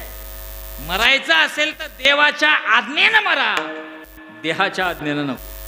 आता देहाच्या आज्ञेनं मरण काय आहे हे सांगतो, म्हणजे तुम्हाला तुमचा गोंधळ संपून जाईल. देहाची आज्ञाने मरण येणं म्हणजे याच्यामध्ये बिघाड होईल. 3.5 हाताचा देह आहे, याचं मार्केट व्हॅल्यू जे आहे ना 48.5 करोड रुपये. किती? तुम्ही कीर्तन ऐकू राहिले ना, कीर्तन किती रुपयाचं साधन घेऊन ऐकतायत माहिती आहे का? 48.5 करोड रुपयाचा देह घेऊन कीर्तन ऐकतायत तुम्ही. साधे का तुम्ही? एवढा अनमोल देह दिला तरी देवाच्या समोर, देवा आम्हाला तू काय दिलं नाही, असं देवानं उठावून कानसोळ जडा. हा देह कशाला दिला? 48.5 करोड अनमोल आहे. हा देह दिला, याच्यामध्ये बिघाड होणं म्हणजे याच्यामध्ये काही आजार जडणं, काही व्याधी जडणं, त्या व्याधीद्वारे शरीर निष्क्रिय होणं. भागवतामध्ये 30,000 आजार सांगितले. किती? कोरोनाचा नंबर 950, 974वा नंबर आहे कोरोनाचा, कोविडचा. अजून भरपूर यायचे. अजून एक झप्पक झप्पक आजार आला बघा युगांडामध्ये, माणसं असे नाचू राहिले. आता आजारच नाचायचा आहे, असा आपाप नाचायला लागतं माणूस. हे कशाचे परिणाम? हे डीजे बिजेवर नाचल्याचे परिणाम. देव म्हणाला चला हा एक सॅम्पल पाठवून देऊ काय. याने येणारे आजार बघा, याच्यामध्ये जे आजार आहेत त्या आजाराचं कारण आहे. हल्ली पूर्वी एक 50 वर्षापूर्वी 1000 माणसामध्ये 2 लोकांना हृदयविकाराचा झटका यायचा. किती? आज 1000 माणसामध्ये 140 लोकांना हृदयविकाराचा झटका आहे. मग देवानं आयुष्य कमी केलं का आपलं? याची कारणं शोधा. मी कीर्तन सोडून बोलतोय, कारण आता हे कीर्तनात देव संतन तो उपदेश सांगायचा विषयच नाही राहिला. तुम्ही अनमोल आहात, तुम्ही तुमच्या परिवारासाठी खूप अनमोल आहात. तुम्ही जगले तर परिवार जगेल, जर तुम्ही गेले ना तर लहानी लहानी लेकरं. परवा मी एका दशक्रिया विधीला गेलो, पिंडदान करणारा जो मुलगा आहे ना तो पाहिल्यानंतर माझ्या डोळ्यातनं खळखळ पाणी आलं. 4 वर्षाचा मुलगा पिंडदान करीत होता बापाचं. किती भयानक अवस्था आहे. मग याच्यामध्ये तुम्ही म्हणा देवानं आयुष्यच तेवढं दिलं होतं. अरे त्यानं आयुष्यभर दारू ढोसलीन मेलं, ती देवाचा काय दोष आहे? त्याला हे जपता नाही आलं, लिव्हर गेलं त्याचं, स्वादुपिंड खराब झाला, दारू पिल्यामुळे गेला, आणि देवाचा काय दोष? तुम्हाला जे हातात दिलं, मला एक सांगा, आपल्या हातात गाडी का आपण गाडीच्या हातात पाहिजे? आणि आपण गाडीच्या हातात गेलो तर लागला फोटो, भावपूर्ण श्रद्धांजली, मनी होती एवढी चास, तुम्ही नाही दिसत म्हणून झालो मी उदास, चारोळ्याला येऊन मोकळे हो. विचार करा, याच्यामध्ये बिघाड होऊन येणारे मृत्यू आणि याच्यामध्ये बिघाड का होतो याची कारणं पण शोधा. हे बघा, हे इंजिन आहे, समजून घ्या भाऊ दादा हो तुम्ही, तायमाय हो तुम्ही पण, हे इंजिन आहे. या इंजिनाला तुम्ही जसं इंधन पुरवाल तसं हे काम करणार. युक्त आहार विहार, युक्त आहार विहार,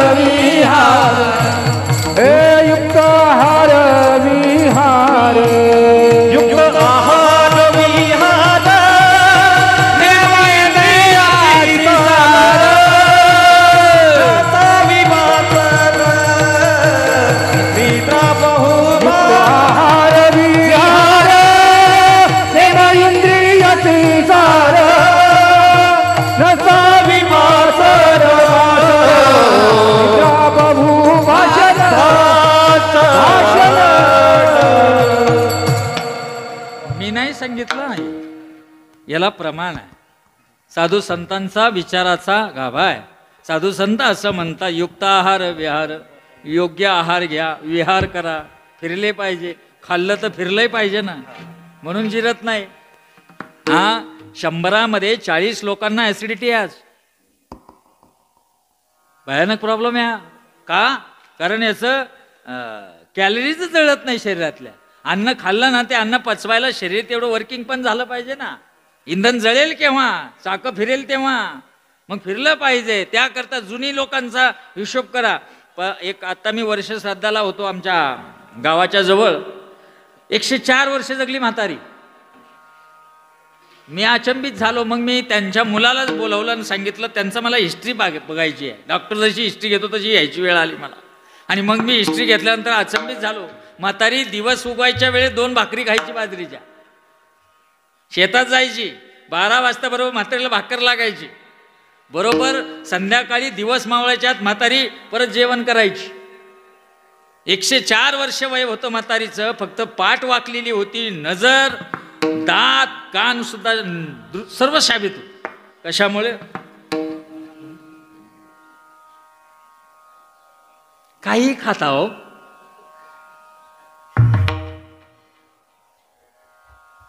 हॅलो, 1 पिझ्झा पाठवा. अरे खाणं आहे का? ए लेकरा आहे हो. पिढी नादी लागली. नाही बापा खुशाल, तो ना बर्गरच खातो नुसता. अरे बर्नळ होऊन जाईल त्याचं. बर्गर खाल्ला तर बर्नळ नाही होणार, मग काय होणार? तुम्ही तुमच्या लेकरांना, तुम्ही स्वतः कुमकुवत झाले. तुम्हाला म्हणून सांगतो, आता आम्ही येता येता आम्हाला भरपूर कोबी लागला. काय मग कोबीच आहे ना, कोबीची शेती खूप आहे. त्या कोबीला ना आळाई पडते, मध्ये किडी लागते, बरोबर आहे ना. त्याच्याकरता काय आहे, शेतकरी आहे ना आपला, शेवटी तर बिचाऱ्याला कसवायची शेती, परिवार चालवायचा. मग ते काय करतं, कृषी सेवा केंद्रात जातं, म्हणतं कोबी, ते औषध देतात, आंतरप्रवाही औषधं आहेत विषारी. ते सांगतात पंपाला 15 मिली. किती? 15. हा घरी येतो, पंप पाठीवर घेतो आणि औषध कालवायला शेतावर जातो, बांधावर बसतो, पंप भरायच्या वेळेस बाटली फोडतो. प्रमाण किती करतो? 30. 2 दिवसात कीड गेली पाहिजे. संगमनेरचं मार्केट आहे, भाव मिळाला पाहिजे. सध्या मार्केट जास्त आहे, कोबीचा पैसा झाला पाहिजे आणि कीड मेली पाहिजे, आळई मेली पाहिजे. मला सांगा, मारलेलं औषध कशावर पडलं? कोबीवर, पानावर पडलं. ते औषध शोषून घेतलं, ते कुठं गेलं?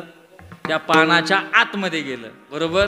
कोबी तुम्ही तोडला, मार्केटमध्ये गेला, मार्केटचा कोबी बाजारात आला, बाजारातला कोबी तुम्ही घेतला, घरी आले, कापला, त्याची भाजी केली, तो प्लेटमध्ये ठेवला, चपाती बरोबर खाल्ला. कोबी कुठे गेला? आत गेला, त्याच्यातलं विष आत गेलं. मध्ये डाएट प्रक्रिया सुरू झाली आणि प्रक्रिया सुरू होत असताना अन्नाचे पाचक रस जे आहेत ना, ते रक्ताकडे पास होतात. ते विषाचे कण सुद्धा, विषाचा एक गुणधर्म सांगतो शरीरातल्या, पचणारं विष खाली जातं, न पचणारं विष रक्तात मिसळतं. आणि ते विष जे आहे ना, ते रक्तात मिसळलं आणि सबंध शरीरामध्ये ते रक्ताभिसारण क्रिया व्हायला लागली, ते शरीरामध्ये रक्त फिरायला लागलं. सर्वात घाटाचा रोड कुठे आहे? घाटाचा मध्ये. हे कशाला विचारता आम्हाला सांगा, याला किती दिले, त्याच्याकडून किती घ्यायचे, याचं वावर किती काढायचं, त्याचं किती कापायचं, हेच आमच्या डोक्यात. सर्वात घाटाचा रोड इथे आहे हृदयात. अतिशय गुंतागुंत आहे रक्तवाहिन्यांची. आणि ते वळणावरती रक्त फिरत असताना ना, ते विषाचे कण सुद्धा त्याला लागूनच त्या रक्तामध्ये मिसळलेले असतात आणि ते कडेला कुठेतरी एका ठिकाणी जाऊन थांबतात. दुसरा एक त्याचा बांधभाऊ येतो, दुसरा कण येतो, तो त्याला चिटकतो. चिटकत चिटकत चिटकत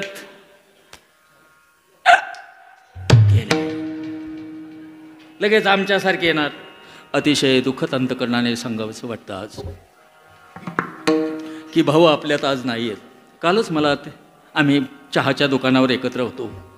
खूप मितभाषी स्वभाव होता, परंतु देवगती पुढे कोणाचं चालत नाही हे म्हणतात त्यांच्या माईक डोक्यात घाल.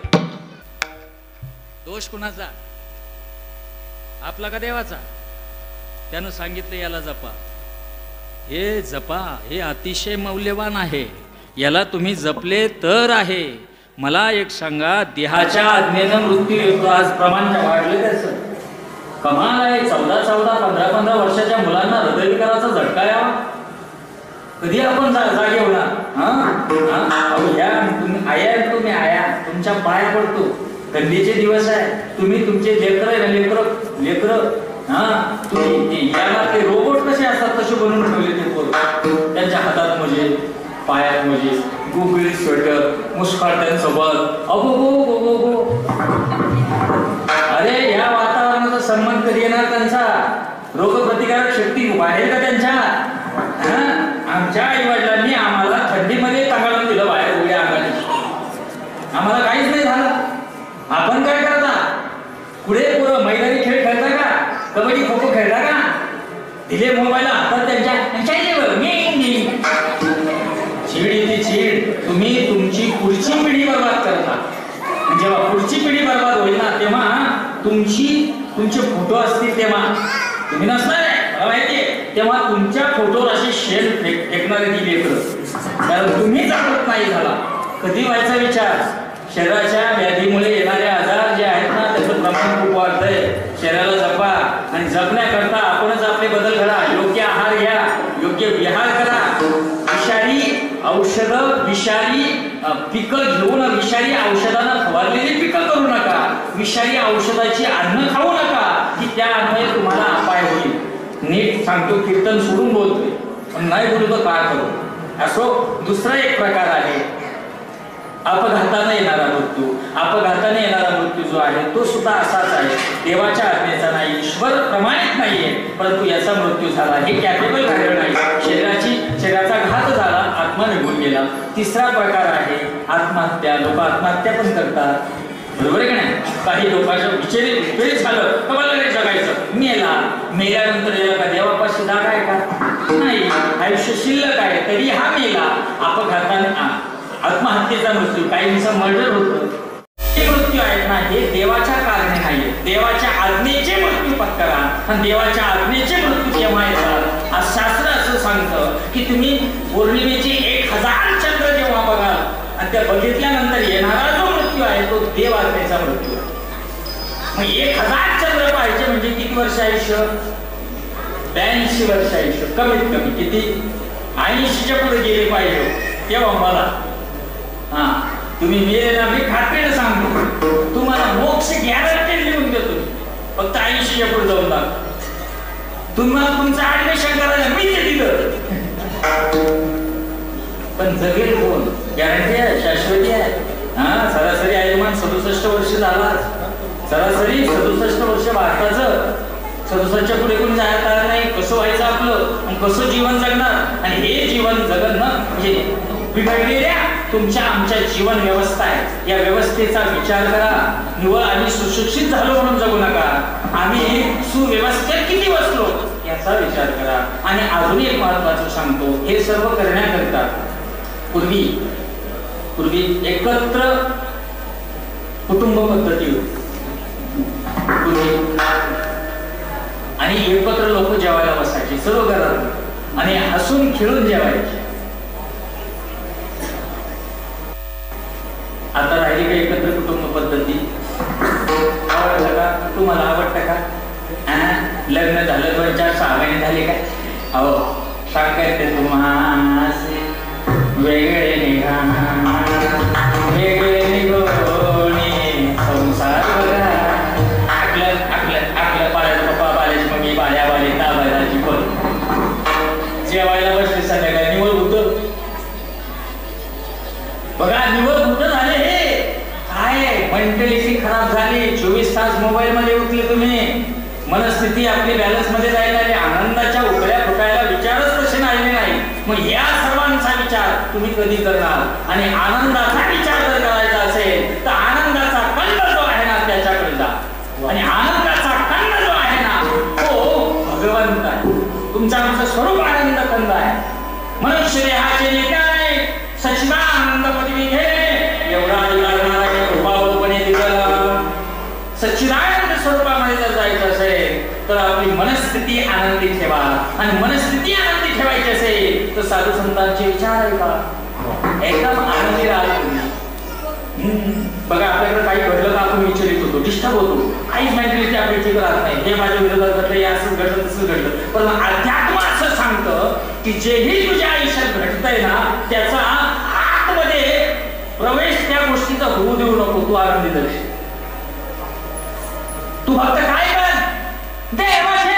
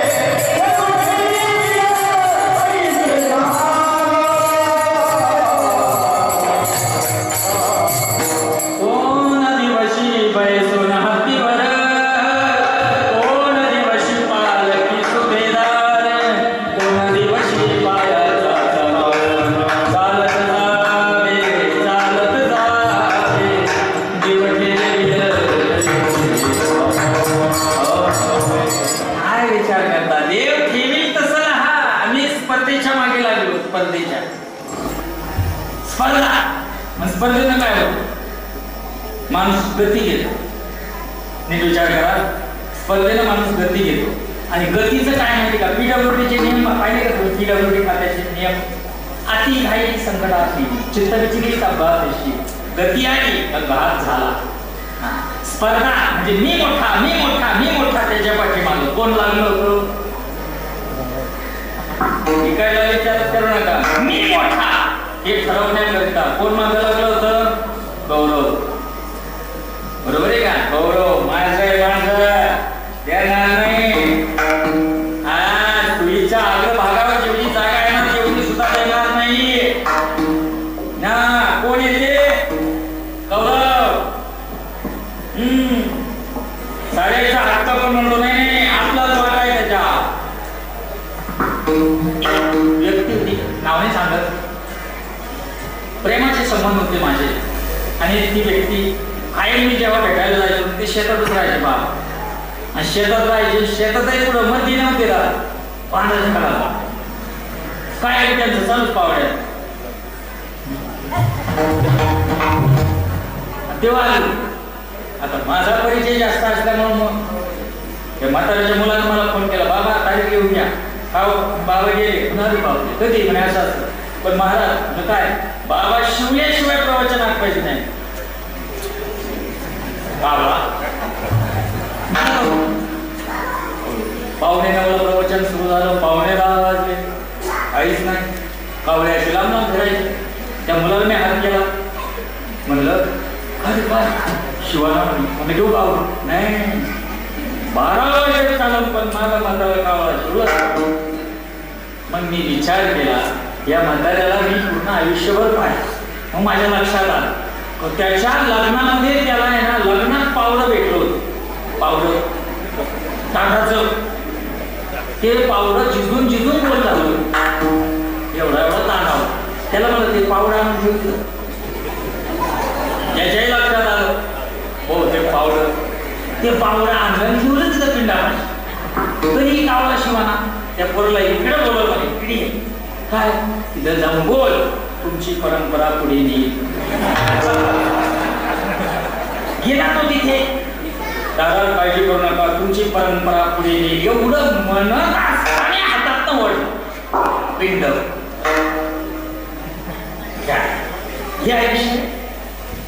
याचं बोल त्याचं बोल त्यात जुने सातबारे बघायचं मला खूप आवडली. अजून पण बघा ते जुने तलाठी हातामध्ये यायची ते त्याच्यात त्यांना गोल वर्तुळ तेवढे जेवढे गोल आहे ना ती त्यांची झालेली प्रॉपर्टी तुमची काय होणार आहे. या गोल मध्ये आकडे आहेत ना ते त्यांची फेरमध्ये जा तुम्हाला त्यांची नावं गावं कळेल. या नीट पासून आपलं म्हणण्याचा प्रयत्न केला पण त्यांचं सुद्धा झालं नाही. पण आपलं काय ठरवलं काहीच नाही. गतीच्या मागे लागले. गती झाली का अपघात झाला हो. आणि हा जर टाळायचा असेल तर आपल्याला जीवन कळायला पाहिजे. मला एक सांगा तुम्हाला परत यायचंय का इथं? कोणाला यायचं? फार्म भरून घेतो महाराज. फार्म गाडी दे ना भरून घ्या. ज्यांना रिटर्न यायचंय पण तुम्हाला रिटर्न इथं या जन्मात मनुष्य जन्मात यायला 184चा फेरा आहे. किडे मुंगे डुकर कुत्रे बकर जेवढे जीव आहे तेवढ्या जीवदशा भोगाव्या लागतील. मग परत इथे यावं लागेल. आणि हे खूप दुःखदायक आहे जीवनामध्ये. परत जीवनाला परत मनुष्य द्यावं नको. जिथनं आपण आलो ना त्या देवाच्या सानिध्यात जाऊन एकरूप होणं याला मर्दानगी याला खरं जिंकणं म्हणून. संसार किती केला किती मिळवला किती कमावून ठेवला तरी तो मागे राहून जाणार आहे. पैसा अडका धन दौलत जे आहे कमावलेलं तुम्ही ते सर्व मागे आहे. परंतु तुम्ही देव आणि तुमचा देव तुम्ही देवाचे तुमचा देव हे संबंध ज्यानं प्रस्थापित केले ना मी खात्रीने सांगतो त्यानं जन्म मरणाचा हा फेरा संपवला. आणि ज्याने जन्म मरणाचा फेरा संपवला तो या मृत्यू लोकाच्या भूमीमध्ये जिंकलेला आहे असं तुकोबराय पहिल्या चरणात सांगतो. जिंकावा संसार जिंकावा संसार जिंकावा संसार जिंकावा संसार हो जिंकावा संसार जिंकावा संसार जिंकावा संसार जिंकावा संसार जिंकावा जिंकावा संसार जिंकावा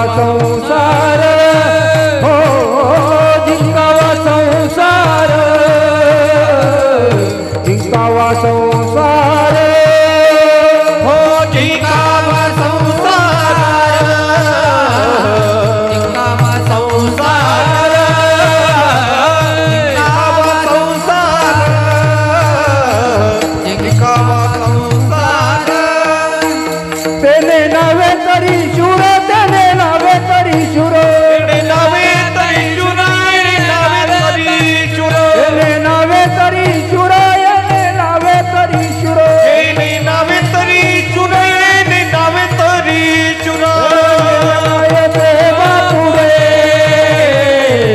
काय देवा पुढे बापुडे काय देवा पुढे काय देवा पुढे काय देवा पुढे काय देवा पुढे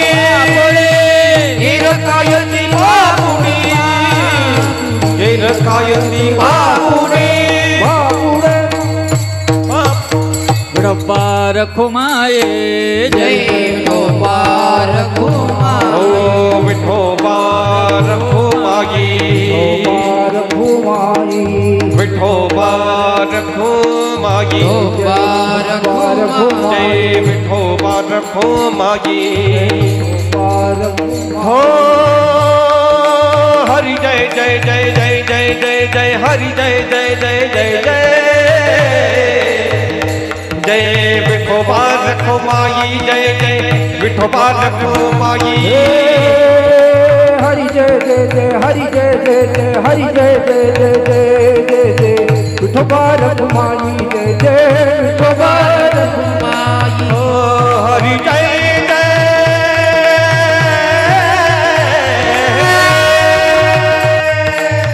काय काय हो विठोबा रखुमाई जय जय विठोबा रखुमाई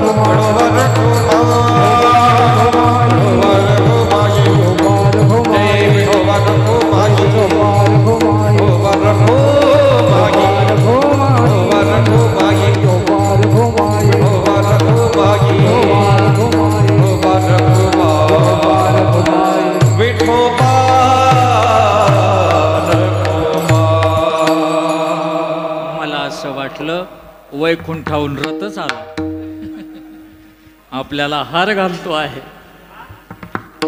आनंद वाटला काहीतरी वेगळं पण आहे असं पण करता येतं नटवलं तसं नटता येतं कीर्तनाचे नि नटनाचे नाशिले व्यवसाय प्रायचित्ताचे हे नामच नाही पापाचे ऐसे केले इथेच हा आनंद मिळू शकतो असो आपल्या जीवनातला हा संसार जन्मरूपी मरण जे आहे ते टाळणं हा खरा संसार आहे तुम्ही आपण जो करतोय ना कोणता माझ्या घरात गोकुळ झालं मन आनंदानं जशी अमृताची धारण माझा सोन्याचा संसार राजा राणीचा दरबार हा संसार अपेक्षित नाही संतांना हा प्रपंच आहे हा किती केला तरी होत नाही पण संसार म्हणजे जन्म आणि मरण आणि हे जन्म आणि मरण हे जिंकता आलं पाहिजे आणि हे जिंकण्याचं लक्षण शुरत्वाचं लक्षण आहे मग हे जिंकेल माणूस केव्हा याचं एकच कारण आहे जेव्हा मी संसार जिंकला पाहिजे अशी मनात आतुरता निर्माण होईल तेव्हा काय मी उद्धार पावेन काय कृपा करील नारायण ऐसे सांगा तुम्ही संतजन करा समाधान चित्त माझे आणि जेव्हा त्या संतांना तुम्ही शरण जाताल तेव्हा ते संत तुम्हाला आम्हाला याच्यातनं बाहेर काढतील संसारातून तेव्हा तुम्हा आम्हाला सांगतील का हे सर्व खोटं आहे, संसार हा सर्व खोटा आहे, लटिका व्यवहार सर्व हा संसार गारुड्याचा खेळासारखा संसार आहे, आज आहे उद्या नाही आहे. आणि याच्यात तुम्ही जर स्वतःला अडकून बसला तर जग हे फक्त तुमच्याकडं अपेक्षेने पाहतं, परंतु हे जग आपलं नाही आहे, कोणी कुणाचे नाही, कोणीच नाही. मग अशा वेळेस आपण नेमकं कोणाकडे जावं? त्या संतांकडं. आणि त्यांच्याकडे गेल्यानंतर ते आपल्याला खऱ्या सुखाचं सोलीव सुखाचं भांडार उघडं करून देतील. ईश्वराचं मूळ दर्शन आपल्या जीवनात घडेल. आणि जेव्हा ईश्वराचं दर्शन घडेल तेव्हा अमृत जयाचं फिके पुढे पुढे काहीही मिळवण्याचं कमवण्याचं शिल्लक राहणार नाही. देव भेटला पाहिजे. आता कुंभमेळा चालू आहे ना, आता आमची चर्चा झाली, तुम्हीच म्हणत होते प्रयागराजला, बरोबर आहे का नाही? तिथे आता सोशल मीडियामुळे आपण जवळ कनेक्ट आहोत. तिथे बघा अनेक अनेक महाधनाढ्य अब्जाधीश करोडो लक्षाधीश जे आहेत ना, सारं सोडून तिथं येऊन एकरूप झाले. त्यांना जाऊन विचारा याच्यात कायदा नाही, काहीच नाही. अरे कागदाचा खेळवा किती किती काय खरं आहे त्याचं. त्यांनी ठरवलं तर त्याच्यात किंमत आहे, त्यांनी नाही ठरवलं तर आठवा तुम्ही 8 नोव्हेंबर 2016 रात्रीचे 8 वाजले होते. टी व्ही चालू केला तुम्ही आणि टी व्हीवर एक महात्मा आला आणि म्हणाला, मेरे प्यारे देशवासियों, आज रात 12 बजे से 1000 और 500 की नोट लीगल टेंडर नाही रहेगी. झालं ना खेळ. काय घेऊन बसले त्या कागदाचं? बरं ते कागद लागतात का जीवन जगायला? जीवन जगायला आनंद लागतो, आनंद.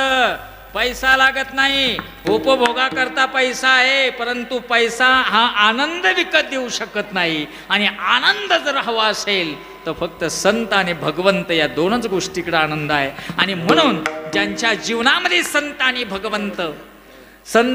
भगवंत एकत्र आले, मी खात्रीनं सांगतो आपल्या जीवनामध्ये खऱ्या अर्थानं आपण शूर झालात, खऱ्या अर्थानं आपण बलवान झालात, खऱ्या अर्थानं आपण परिपूर्ण झालास. म्हणून तुकोबरायांना हे अपेक्षित आहे. म्हणून ते म्हणतात जिंकावा संसार, संसार जिंका. हा नाही देवापाशी जायचा संसार जिंका, येणे नावे तरी शूर. खरं ते नाव आहे, ते शूरत्वाचं मूळ लक्षण आहे, परंतु लोक मात्र त्यात नाही आहेत. आणि म्हणून मला खंत वाटते, तुकोबराय म्हणता येर का येते बापुडी, मला कीव येते. बापुडी हा शब्द कीव येण्याचा आहे.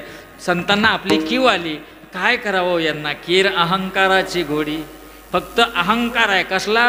म्हणत मी माझं, मी माझं. कोणाचं आहे? कोणाचे हे घर आधी, कोणाचा आत्मा रामत्याचं तोची जाणे. मी तू विचार विवेक शोधणे. अहो काहीच नाही आपलं इथं. वाटतंय आपल्याला आपलं आहे, परंतु नाही. आपण गेल्यानंतर काहीच आपलं नाही आहे. एक म्हातारी होती आमची गावाच्या पलीकडं, कायम जायचो यायचो. 6.5 फूट उंची होती, 35 तोळे अंगावर सोनं होतं म्हातारीच्या. किती मावशी आहे हो, नीट आहे का? किती? 35 तोळे. आणि म्हातारी पण अशी होती ना, कायम 24 तास ते अंगावर सोनं घालून झोपायची. मी म्हणलं आजी रांची वस्ती, भाऊ हाय तर आनंद घेऊ दे, मेल्यावर काय माहिलं. असं बोलून गेली म्हातारी. गेली ना. गेल्यानंतर मला सकाळी फोन आला, आजी गेली. मी टपकन शिर्डीला गेलो, एक चांगला हार घेतला, म्हणलं म्हातारीला टाकावा. जात 10:30 झाले. पांघोळ घालून म्हातारीला पातळ बितळ नेसून म्हातारी दर्शनासाठी तिथं पडलेली होती. मी गेलो हार घालायला आणि पाहिलं तर गळा रिकामा. मी म्हणलं कसं? पण तो म्हातारीचा नातू होता, तो जास्त हातावर आहे माझ्या. म्हणलं खरे आजी किती वाजता वारली रे? मी डायरेक्ट नाही विचारलं त्याला. म्हणे बाबा खरं सांगू? म्हणलं हा, आजी ना रात्रीच वारली 10 वाजता. म्हणलं मग मेसेजमध्ये तर सकाळी 5:30 वाजता गेली. नाही म्हणे. मग आणि पप्पाचं आणि आत्याचं आहे ना रात्रभर भांडण झालं. कशावर आहे? म्हणे आजीच्या गळ्यात सोनं नव्हतं का? म्हणलं मग रे? मग म्हणे 2 वाजता निवाडा झाला म्हणे.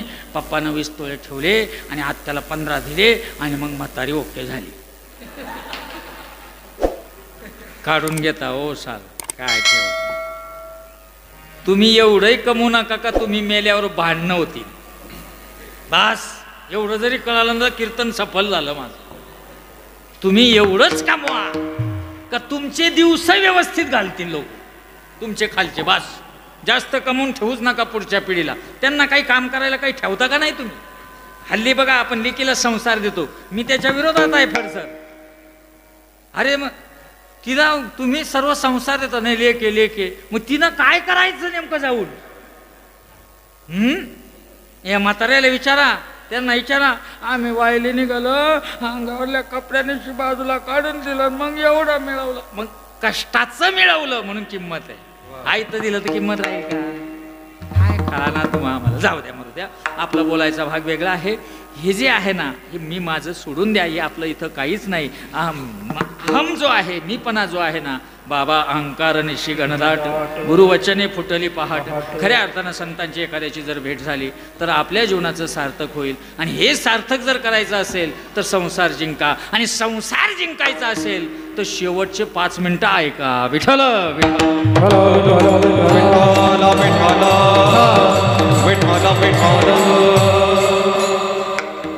बस. आता काय केलं म्हणजे तुम्हाला चांगलं जगता येईल? मी संतांकडे या हे म्हणतच नाही. आता काय करता येईल तुम्हाला सांगतो. आम्ही ज्यांच्या कुशीत राहतो, अनंत कोटी ब्रह्मानायक भगवान साईबाबा, आणि त्या साईबाबांना हजारो लोक, लाखो करोडो लोक जातात. आणि लोकांना असं वाटतं साईबाबा म्हणजे ATM आहे. ATM असं काही नाही. साईबाबा ही एक विचार आहे. साईबाबा हे एक विचार आहे, आणि त्या विचाराचं सार मी काढला. साईबाबा असं म्हणतात जगाला, तुम्ही जीवन कसं जगणार? तर जगताना त्यांनी सांगितलं, आल्या गेल्याचा आदर करी, तृषिता जल भुकेल्या भाकरी, उघड्यास वस्त्र बसाया ओसरी, देता श्रीहरी तुष्टेल. येणाऱ्या जाणाऱ्याचा आदर करा, तहानलेल्या पाणी द्या, भुकेलेल्या भाकर द्या. असं जर केलं तर देव तुमच्यावर प्रसन्न होईल. वादावादी नाही भरी, नको कुणाची बरोबरी, नसता श्रद्धा आणि सबरी परमात्मी बरी साधना. कुणाशी वाद घालू नका, कुणाची बरोबरी करू नका. बरोबर करायचीच असेल तर बरोबर चालायचं शिका, पण बरोबरी करू नका, वाद घालू नका. असं जर तुम्ही जीवन जगलात तर तुमच्या जीवनाला अर्थ आहे, आणि हे जीवन आपण जगू शकतो. एक सुंदर जीवन आपण उभं करू शकतो, हा संसार उभा करू शकतो. म्हणून आता झालं गेलं सोडून द्या, आता पुढे या आणि एक संकल्प करा की मी आणि भगवंत यांचं नातं मी आता इथून पुढे उर्वरित आयुष्यामध्ये एकरूप करेल, दृढ करेल. आणि तो संकल्प तुकोबराय 3ऱ्या चरणात घेतात. पण ऐसा नावे, हो पण ऐसा नावे, पण ऐसा नावे, पण ऐसा देवधरी जय तो भावे, देवधरी जय तो भावे, हिरकायती मामुनी, हिरकायती मामुनी, देवधरी तो भावे, देवधरी जय तो बापुरे हो, येरे काय ते बापुरे. पण ऐशा नावे, देवधरी जे तो भावे. पण आता एक प्रतिज्ञा करा, अशी प्रतिज्ञा करा, देवधरी जे तो भावे. तो भगवंत तुम्ही धरून घ्या, आपला आता सुटलाय हातातून, पण कशाने धरा? भावे. कारण भाव जर असेल तरच जगामध्ये तुम्हाला देव या तत्वाशी एकरूप होता येईल. म्हणून असा भाव सदृढ जर तुम्ही केला तर तुम्हाला काय मिळेल याचं उत्तर जे आहे ना, ते उत्तर आहे तुका म्हणे जावे सतकीर्तीने बरवे. ज्ञानेश्वर माऊली ज्ञानराज माऊली तुकाराम, ज्ञानेश्वर माऊली ज्ञानराज माऊली, माऊली ज्ञानेश्वर माऊली ज्ञानराज माऊली तुकाराम, ज्ञानराज माऊली तुकाराम. तुका म्हणे जावे सतकीर्तीने बरवे. जावे म्हणजे जगावे, खावे नाही. असं जगा की सतकीर्तीने बरवे. सतकीर्ती जी आहे ना, तीच जीवनामध्ये मागे शिल्लक राहते.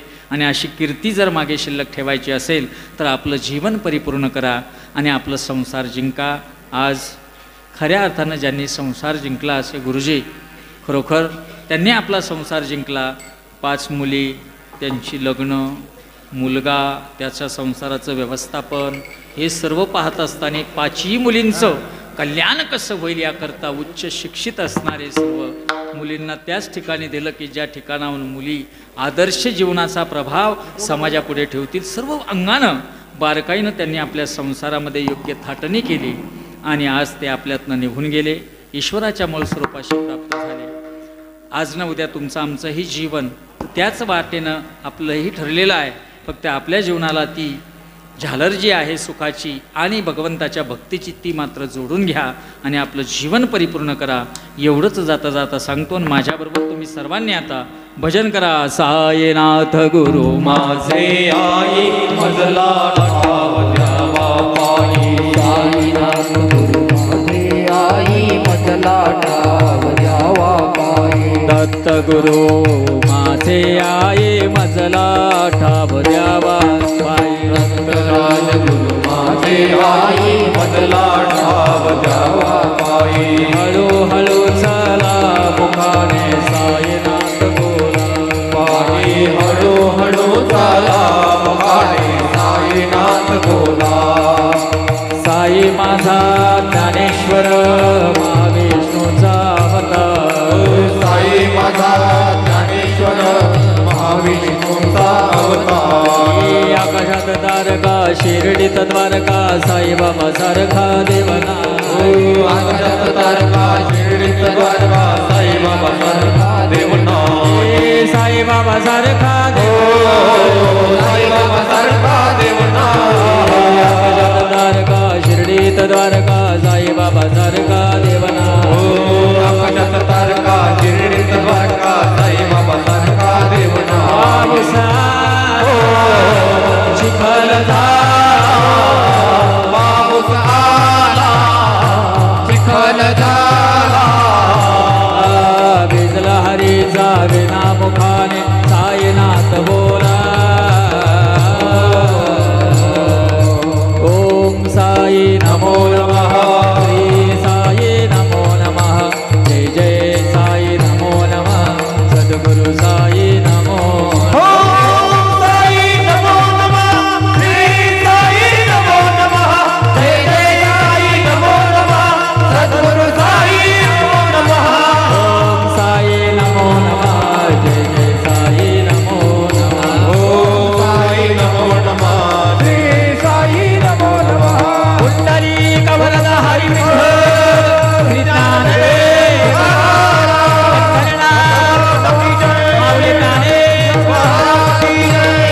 जय विठ्ठल जय हरी.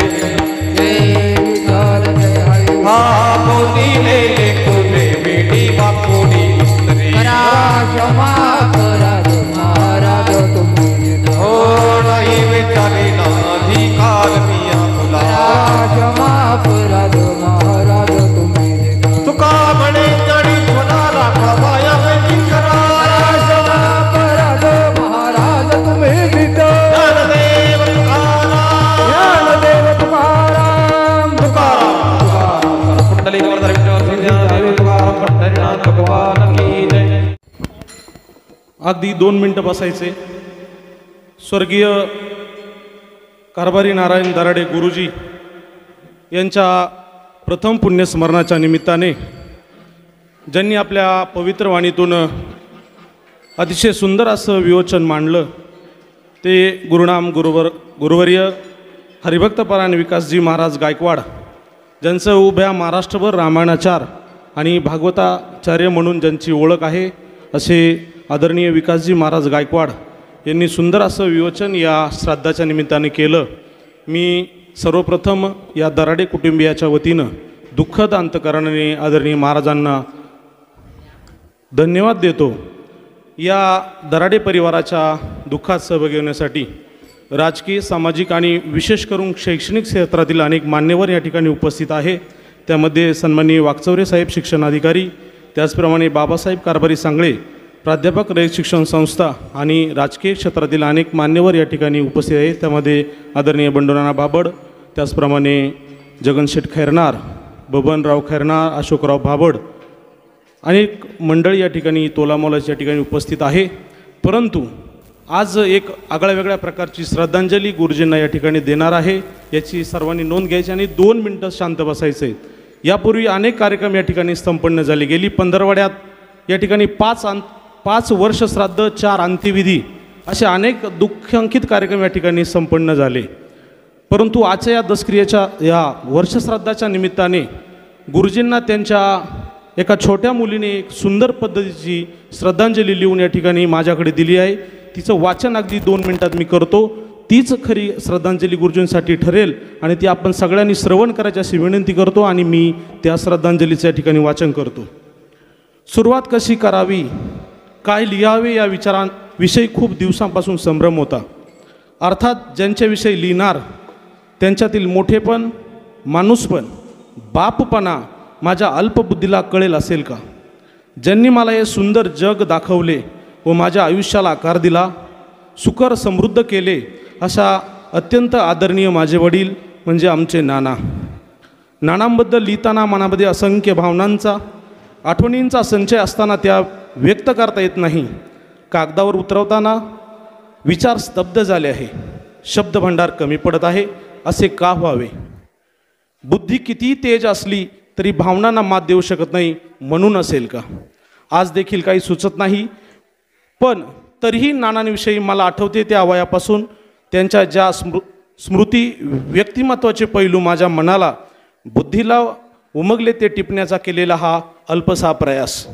मी साधारणतः 4-5 वर्षाची असेल त्यावेळी नाना कासरवाड येथे प्राथमिक विद्यामंदिर या शाळेवर शिक्षक म्हणून कार्यरत होते. त्यावेळी नाना पाटे कधीतरी उठून टेप रेकॉर्डवर भक्तिगीत लावणे, गायींचा चारा पाणी करणे, धारा काढणे इत्यादी कामे करून, तसेच स्वतःचे नित्यकर्म उरकून सकाळी 9 वाजेपर्यंत गावातून वर्तमानपत्र घेऊन यायचे. नंतर दिवसभर शाळा करून संध्याकाळी शेताला फेरफटका, कामाचा आढावा, पुन्हा रात्री गायींचा चारा पाणी, धारा काढणे इत्यादी कामे करत वर्षानुवर्ष असा गुरूंचा दिनक्रम चालू होता. अत्यंत करारी, शिस्तबद्ध, नाकासमोर चालणारे, कुणाला पाय लावायचा नाही आणि कुणाच्या पायाला पडायचं नाही अशा स्वभावाचे आमचे नाना वरून जरी कडक असले तरी आतून अत्यंत हळवे, मृदू होते. आम्हा सर्व भावंडांना त्यांच्याविषयी एक आदरयुक्त धाक होता. त्यामुळे नानांच्या गाडीचा आवाज ऐकला की गाण्यांचा टेप रेकॉर्ड बंद करणं, TV बंद, आपसात चालू असलेले भांडण, मारामारी बंद करणं आणि सगळ्यांनी चिडूचूप जो आपला अभ्यासक्रम आहे त्याप्रमाणे पुस्तक काढून अभ्यासात दंग असे आमचे शालेय जीवन चालू होते. शाळेतील वह्या, पुस्तके, इतर साहित्य यासाठी कधी वाट पाहावी लागली नाही. कधी कुठल्या गोष्टीशी संघर्ष करावा लागला नाही. आवश्यक त्या गोष्टी वेळच्या वेळी मिळत होत्या. नानांचा स्वच्छ टापटीपची भारी आवड होती. ते नेहमी इस्त्रीचे कपडे वापरायचे. त्यांचे कपड्यांचे कपाट अगदी नीटनेटकी असायचे, व्यवस्थित असायचे. स्वतःची कामे स्वतः करत 15 ऑगस्ट 26 जानेवारीच्या वेळी आमच्या कपड्यांना ते युनिफॉर्मला ते इस्त्री करून द्यायचे. स्वतः शिक्षक असल्याने मुळातच शिस्त, संयम आणि वेळेची नियोजनबद्धता, आर्थिक नियोजन या सर्व त्यांच्या अंगी मुरलेल्या गोष्टी होत्या. तसेच अनेक वातावरण कुटुंबात देखील होते. समाजाला, विद्यार्थ्यांना घडत असताना स्वतःच्या अपत्यांना कसे मागे ठेवणार हा भावंडांना शिक्षणासाठी नेहमी प्रोत्साहित दिले. आयुष्यात कुठलाही प्रसंग आला तर स्वतःच्या पायावर उभा राहता येईल एवढे शिक्षण असायला हवे असा त्यांचा नेहमी आग्रह असायचा. नोकरी करत असताना जोडीला शेती व्यवसाय सांभाळून कुटुंबाचा आर्थिक, सामाजिक स्तर उंचावला. सेवानिवृत्तीनंतर देखील त्यांनी स्वतःला दैनंदिन कामामध्ये व्यस्त ठेवले. त्यांना वाचनाची फार आवड होती. घरात दररोज 2 तरी वर्तमानपत्रे असायची. तसेच साप्ताहिक, मासिक, वार्षिक, दिवाळी अंक, विविध प्रकारचे पुस्तकं, ग्रंथ, कादंबऱ्या असायच्या. त्यांना शब्दकोडी सोडवण्याचा छंद होता. डायरी लिहिण्याची सवय होती. त्यांचा दिनक्रम देवपूजा झाली की ग्रंथाचे वाचन, डायरी लिहिणे असा न चुकता होता. काळानुरूप, वयानुरूप ते स्वतःला बदलत गेले, घडवत गेले. अत्यंत शिस्तबद्धपणे त्यांनी आपले आयुष्य जणू सेट केले होते. आयुष्याच्या उत्तरार्धात देखील त्यांनी अत्यंत संयमरित्या जगला. हळूहळू एका गोष्टीतून, कामातून स्वतःला निवृत्त करत गेले. पण जोपर्यंत हातपाय चालत होते तोपर्यंत स्वावलंबन मात्र जपले. शेवटच्या काळात ढासळत असणारे आरोग्य आणि परावलंबित्व यामुळे खचले. पण तरीही वयानुसार आता असे होणार हे स्वीकारून होणाऱ्या यातनेला, त्रासाला, संयमाला आणि सामोरे गेले. विशिष्ट काळानंतर आता औषधोपचार नको असे सांगून हळूहळू अन्न व पाण्याचा त्याग केला. आपले सर्व कर्तव्य पार पाडून, सर्व मोह, माया, प्रेमाचे बंधन तोडून 1 फेब्रुवारी 2023 रोजी इहलोकीची यात्रा संपून आनंदात विलीन झाले. प्रिय नाना, तुम्ही आमच्यासोबत नाही असे सांगताना अंतकरण गैरवून येते. संयमाचा बांध फुटतो. असा एकही दिवस गेला नाही की तुमची आठवण आली नाही. तुमच्या छत्रछायेखाली कसलीच उणीव भासली नाही. आमचे आयुष्य इतके समृद्ध केले की काहीच आवडत नाही, परंतु तुमची उणीव कशाने भरून निघणार नाही. नाना, वडील म्हणून तुम्ही ग्रेटच आहात. तुमचे अपत्य म्हणून जन्माला हे येणं हे आमचे भाग्य. तुम्ही आयुष्यभर निरपेक्षपणे देतच आलात, पण अजूनही तुमच्याकडे मागणे आहेच. तुमचे आशीर्वाद सदैव असतीलच, पण तुमच्यासोबत तुमच्यातील संयम, सहनशीलता, शिस्त, स्वावलंबन, व्यवहार चातुर्य, प्रामाणिकपणा, नियोजनबद्धता आणि काळानुरूप स्वतःला बदलत जाणे या आणि अशा अनेक गुणांचा वावर आमच्यामध्ये जोपासण्याची प्रेरणा, बुद्धी आम्ही आजन्म तुमचे ऋणाईत असणार आहोत. आज प्रथम पुण्यस्मरण जड अंतकरणाने तुमच्या पुण्य आत्म्यास चिरशांती लाभो हीच आदरांजली अर्पण करून विनम्र अभिवादन करते आपली कन्या रोहिणी. खूप असं सुंदर विवेचन आदरणीय गुरुजींच्या बाबतीत त्यांच्या मुलीने केलेलं आहे. परंतु या उपस्थित समाजाच्या साक्षीनं मी सांगू इच्छितो की आजच्या या कलियुगात अशा शिस्तप्रिय माणसाला साथ देण्याचं काम आमच्या आत्याने म्हणजे वत्सलाबाईने या ठिकाणी खांद्याला खांदा लावून केलं. आणि अशा शिस्तप्रिय अशा माणसाचं जीवनयात्रा गेली 1 वर्षापूर्वी अनंतात विलीन झाली. मी आपल्या सर्वांच्या वतीनं, उपस्थितांच्या वतीनं आदरणीय मामांना, गुरुजींना भावपूर्ण आदरांजली अर्पण करतो. आणि आपल्या सर्वांच्या उपस्थितांच्या वतीनं आदरणीय बबनदादा खैरनार यांना एकट्यानं विनंती करतो की आपण दादांना श्रद्धांजली व्हायची. बबनदादा खैरनार, चला.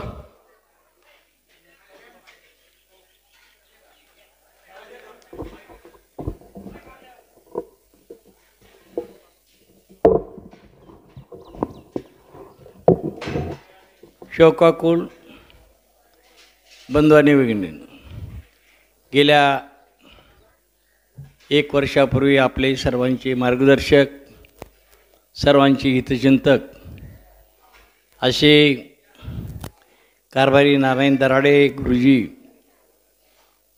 हे आपल्यातून गेले. गुरुजींच्या बाबतीत जर बोलायचं ठरलं तर अतिशय सरळ स्वभावाचा, स्वाभिमानी आणि आपल्याला जे परमेश्वरानं ज्ञान दिलं त्या ज्ञानाचा उपयोग दुसऱ्यालाही झाला पाहिजे, म्हणजे कुठलाही स्वार्थ नाही.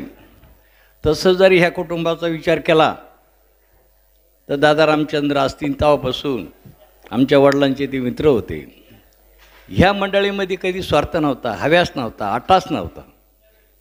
फक्त जीवन जगताना आपल्याकडे कोणी चुकीचं बोट करणार नाही ही पथ्य ही कुटुंब हे बरोबर घेत असं.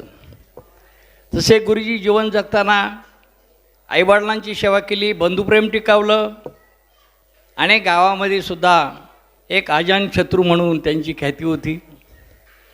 आणि ज्या वेळेला शिक्षक म्हणून ती शाळेमध्ये काम करायची, आमच्याकडे काही दिवस त्यांची बदली होती. एकही मिनटं लेट नाही, एकही मिनटं लेट शाळा सोडणार नाही, एकही मिनटं लेट कधी शाळेमध्ये येणार नाही. शाळेत आल्यानंतर अनेक विद्यार्थी जे घडवले त्यांच्या हृदयामध्ये आजही हे दराडे गुरुजी, दुसरे माळू गुरुजी होते दराडे गुरुजी, हे कधीच कोणाच्या मनामधून, पोरांच्या मनामधून जाणार नाही. कारण त्यांच्यामुळं चांगली चांगली मुलं घडली, इंजिनियर घडली, डॉक्टर घडले, सगळे मुलं घडवली. माझी ही पुढली पिढी घडवणं, दुसऱ्याची मुलं घडवणं याच्यासारखं पुण्य मला वाटतं काहतच नाही. त्यामुळं महाराज ह्या आमच्या गुरुजींना मोक्ष मिळणं हा कधीच मिळालेला आहे. कारण त्यांनी आयुष्यामध्ये चांगलंच काम केलेलं आहे. चुकीचा एकही काम त्यांच्याकडून कधी झालेलं नाही. त्यामुळे यांना परमेश्वराने सद्गती दिलीच आहे. आणि त्यांना आपली फक्त एक बोलण्यापुरतं या आमच्या गुरुजींना परमेश्वराने चांगली जागा द्यावा, सद्गती मिळावा. आणि ह्या कुटुंबाला नकळत दुःख आहे. कारण गुरुजींनी ज्या ज्या गोष्टी आपल्याला मार्गदर्शन केलं, ज्या ज्या गोष्टी शिकवल्या, त्या वेळेला यांना याची आठवण होणारच आहे.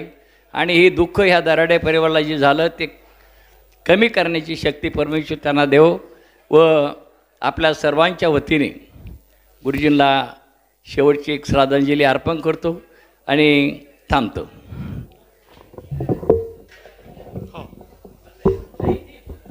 धन्यवाद दादा. या प्रथम पुण्यस्मरणाच्या निमित्ताने कीर्तनरूपी सेवेसाठी संदीपन महाराज बागुल, देवराम महाराज अभोरे आणि चंद्रकांत महाराज बनसोडे यांनी अमोल अशी साथ दिली. या दराडे कुटुंबियाच्या दुःखात सहभागी होण्यासाठी आपल्या सिन्नर तालुक्यातील ज्येष्ठ उद्योगपती आदरणीय दादा पुंजाभाऊ सांगळे या ठिकाणी उपस्थित झाले होते, परंतु पुढील कार्यक्रमाच्या निमित्ताने ते पुढील प्रवासासाठी गेलेले आहे. मी सर्वांच्या वतीने पुन्हा एकदा मामांना श्रद्धांजली अर्पण करतो आणि आदरणीय नानांना विनंती करतो मामांना श्रद्धांजली व्हायची. खरं तर सरांचा विद्यार्थी म्हणून सरांना या ठिकाणी आदरांजली वाहिली पाहिजे हे माझ्या मनात होतं, पण आमच्या सर्वांची आधारस्तंभ तंटामुक्तीचे अध्यक्ष बबनराव खैरनार यांनी आपल्या सर्वांच्या वतीने गुरुजींना या ठिकाणी श्रद्धांजली वाहिली. गुरुजींच्या सानिध्यात लहानचा मोठा झालो, त्यांच्या संस्कारांना वाढलो आणि जीवनामध्ये आज जे काही यश आणि जे काही आज लोक मलाही नाना म्हणून हाक मारताय त्यामध्ये गुरुजींचे फार मोठे आशीर्वाद होते. खरं तर गुरुजी चाचला असताना जेवणाचा डबा हा आणायची पाळी हा माझ्यावरती आणि अशोक पाटील या दोघांवरचीच असायची आणि दुपारच्या सुट्टीत सायकल गुरुजींची चालवायला मिळायची, हाय मोठा आनंद व्हायचा आणि मळ्यात जाऊन तो डबा घेऊन यायचो. खरं तर गुरुजींचं जीवन चरित्र पूर्ण गुरुजींच्या मुलीने आपल्यासमोर या ठिकाणी लिहिलं आहे, मांडलं आहे आणि ते सत्य आहे. काहीतरी चुकीचं न मांडता जे काही सत्यता आहे ती खरी सत्यता आहे. अशी माणसं जीवनात मिळणे म्हणजे आपल्या जीवनाला काहीतरी आकार येणे. अशा पद्धतीचं जीवन गुरुजींनी अनेक विद्यार्थ्यांचं घडवलं. मी सगळ्या माजी विद्यार्थ्यांच्या वतीने आमच्या सर्वांच्या वतीने गुरुजींना भावपूर्ण अशी आदरांजली व्यक्त करतो. खरं तर हरिभक्त परायण गायकवाड महाराजांनी आपल्या जीवनामध्ये आपले काही जे जगण्याचे मार्ग आहे मग ते हार विहार असतील, त्याबद्दल संस्कार संस्कृती असेल, ह्या बाबतीमध्ये बारीक सारीक गोष्टीतून 21व्या शतकाच्या पुढच्या पिढीने कसं जगावा, कसं वागावा, कसं राहावा, कसं मोठं व्हावा या बाबतीमध्ये आपल्याला काहीतरी पूर्वीच्या काय आपल्या पूर्वजांचे या ठिकाणी दाखले दिले. खरे आज आपण त्या गोष्टीकडे वळालो पाहिजे. कीर्तन हे माणसाच्या जीवनाचं परिवर्तन असतं, कुटुंबाचं परिवर्तन असतं, समाजाचं परिवर्तन असतं. ते परिवर्तन करण्याचं काम या ठिकाणी हरिभक्त परायण गायकवाड महाराज यांनी केलं. त्यांना आम्ही दुःखद अंतकरणाने या ठिकाणी धन्यवाद देतो आणि पुन्हा एकदा गुरुजींना या ठिकाणी अखेरीची भावपूर्ण श्रद्धांजली अर्पण करून थांबतो. धन्यवाद. या ठिकाणी या सुंदर अशा कीर्तन सेवेसाठी ज्यांनी छोट्या छोट्या बालकांनी सुंदर अशी साथ दिली ते संत मुक्ताई शिक्षण वारकरी शिक्षण संस्था मंगळपूर अकोले आणि त्यांचे हरिभक्त परायण चेतन महाराज यांना मी दुःखद अंतकरणाने या ठिकाणी धन्यवाद देतो आणि गुरुजींना अखेरची श्रद्धांजली वाहण्यासाठी शेळके सर यांना निमंत्रित करतो. अगदी अल्पशा शब्दात या ठिकाणी आपण आपली श्रद्धांजली समर्पित करायची. कृपया मी तुमचे 2 मिनटं घेतो. आदरणीय माझे गुरुवर्य तसे दराडे गुरुजी हे माझे नात्याने बाबा होते. आताच माझे बालपणीचे मित्र बंडूनाना भाबड यांनी श्रद्धांजली वाहिली. 1977-78 ही साल मी कणकुरीहून मामाच्या गावाहून माझ्या आजीकडे पुंजाबाई हरी दराडे यांच्याकडे शिक्षणाकरता आलो आणि योगायोगाने आत्ता 5वीला आमचे बाबा आज खऱ्या अर्थाने गुरुर् ब्रह्मा गुरुर् विष्णू गुरुर्दैव महेश्वरा अखेरची श्रद्धांजली वाहण्याची मला संधी मिळाली. मी संयोजकांचे आभार मानतो. गुरुजी हे खऱ्या अर्थाने साने गुरुजी होते. मी सुद्धा गुरुजींचा विद्यार्थी. नंतर मी शिकत शिक्षक झालो. मी पण आता सेवानिवृत्त झालो. व्यावहारिक गोष्टी मी माझ्या जीवनामध्ये म्हणजे आमचे मुंडे सर मला नेहमी म्हणायचे आमच्या लोकांना, तुम्ही नाणे गुरुजी बनवू नका, साने गुरुजी बना. त्याच्यामध्ये व्यावहारिकपणा म्हणजे नाणे गुरुजी साने गुरुजी हे सगळं आम्हाला लागू पडतं. एक मात्र दराडे गुरुजी म्हणजे हे साने गुरुजी होते. ते अतिशय स्वाभिमानी होते, कडक. दराडे गुरुजी आता माझ्यासहित सांगतो की आम्ही शिक्षक ज्यावेळेस मी सेवा करत होतो किंवा आजही जे लोक सेवा करतात शिक्षक, विद्यार्थी समोरून येतात जातात, परंतु बंडूनानांना माहिती आहे की दराडे गुरुजी, सोनवणे गुरुजी, बागुल गुरुजी, पाटील गुरुजी, कोळी गुरुजी हे पाहिले का आमची हवा गुल्लू व्हायची. असे गुरुजी होते. गुरुजी कधी उशिरा आलेले नाही आणि अतिशय प्रामाणिकपणे या देवाने सेवा केलेली आहे. देवाच म्हटलं पाहिजे. आमच्यासारखे असे वंचित विद्यार्थी होते त्या काळामध्ये. कटाक्षाने जवळ घेऊन सांगायचे, यार तुला शिकावं लागल, तुझी परिस्थिती खूप वाईट आहे. आज असे लोक माझ्यासहित आम्ही असं दरडावून कधी विद्यार्थ्यांना बोललो नाही. परंतु तो काळच तसा होता. 77-78 मी 3 वर्ष गुरुजींचा विद्यार्थी होतो. हायस्कूल नुकतंच चासला आलं होतं. आज ग्रामपंचायत त्या ठिकाणी आमची शाळा होती बंडू-नाना, बरोबर आहे ना, धाब्याची मोठी शाळा होती. आणि त्या ठिकाणी मी 3 वर्ष 7वीपर्यंत शिकलो आणि 8वीला हायस्कूलला गेलो. तर असा शिक्षक, खरा शिक्षक, हाडाचा शिक्षक या भागामध्ये होऊन गेला.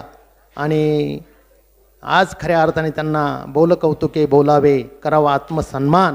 तो सन्मान कुटुंबियांनी केलेला आहे. महाराजांनी अतिशय सुंदर प्रकारे या ठिकाणी विवेचन केलेलं आहे. तर मी शेवटची या माझ्या गुरुला, बाबांना भावपूर्ण श्रद्धांजली वाहतो, अर्पण करतो आणि थांबतो. धन्यवाद. वेळ खूप झालेला आहे. या ठिकाणी मामांना अखेरची श्रद्धांजली वाहण्यासाठी सर्वांनी आपापल्या जागेवर उभं राहायचं, आपल्या पायातली चप्पलपूट करायची आणि आदरणीय महाराजांना मी विनंती करतो आपण पसायदानाच्या रूपाने मामांना अखेरची श्रद्धांजली व्हायची. सर्वांनी आपले पादत्राणे बाहेर बाजूला काढा. पाय आपले फरशीला किंवा चटईला स्पर्शित झाले पाहिजे. हरि ओम. शांती शांती शांती. आता विश्वात्मके देवे केले वागण्य दोषावे, दोषोनी मजल्यावे पसायला हे. जे कलांची वेंकडी सांडो तया सतरणी रती वाढो. भूता परस्परे करो परिवारचे दुरितांचे तिमिर जावो. विश्वसधर्म सुरे पाहो तुझे मानसिक तुटी राहो. प्राणीदात वर्षते सकल मंगळी. ईश्वर निष्ठांची मानवी आली. भगवत मंडळी भेटतो तया होता चला कल्पतरूचे आरव. चेतना चिंतामणीचे गाव गोरुतीचे गाव पियुषाची चंद्रमेचे आलंछन. मातंगती तापहीन तेसरा ही सर्वसंजना स्वये होतो किंबहुना सर्वसुखी. पूर्ण भवने दिलोकी भजिवा हरिपुरुषे अखंडित आणि ग्रंथो भजिये. विशेष लोकये दृष्टादृष्टेचे भोवावे जे यतमणे श्री विश्वेश्वरा हो. आहोये ज्ञान पसाहो. निमी ज्ञानदेव सुखिया झाला. निमी ज्ञानदेव सुखिया झाला. निमी ज्ञानदेव सुखिया झाला. हरि ओम. शांती शांती शांती. पुंडलिक वरदाई विठ्ठल श्री ज्ञानदेव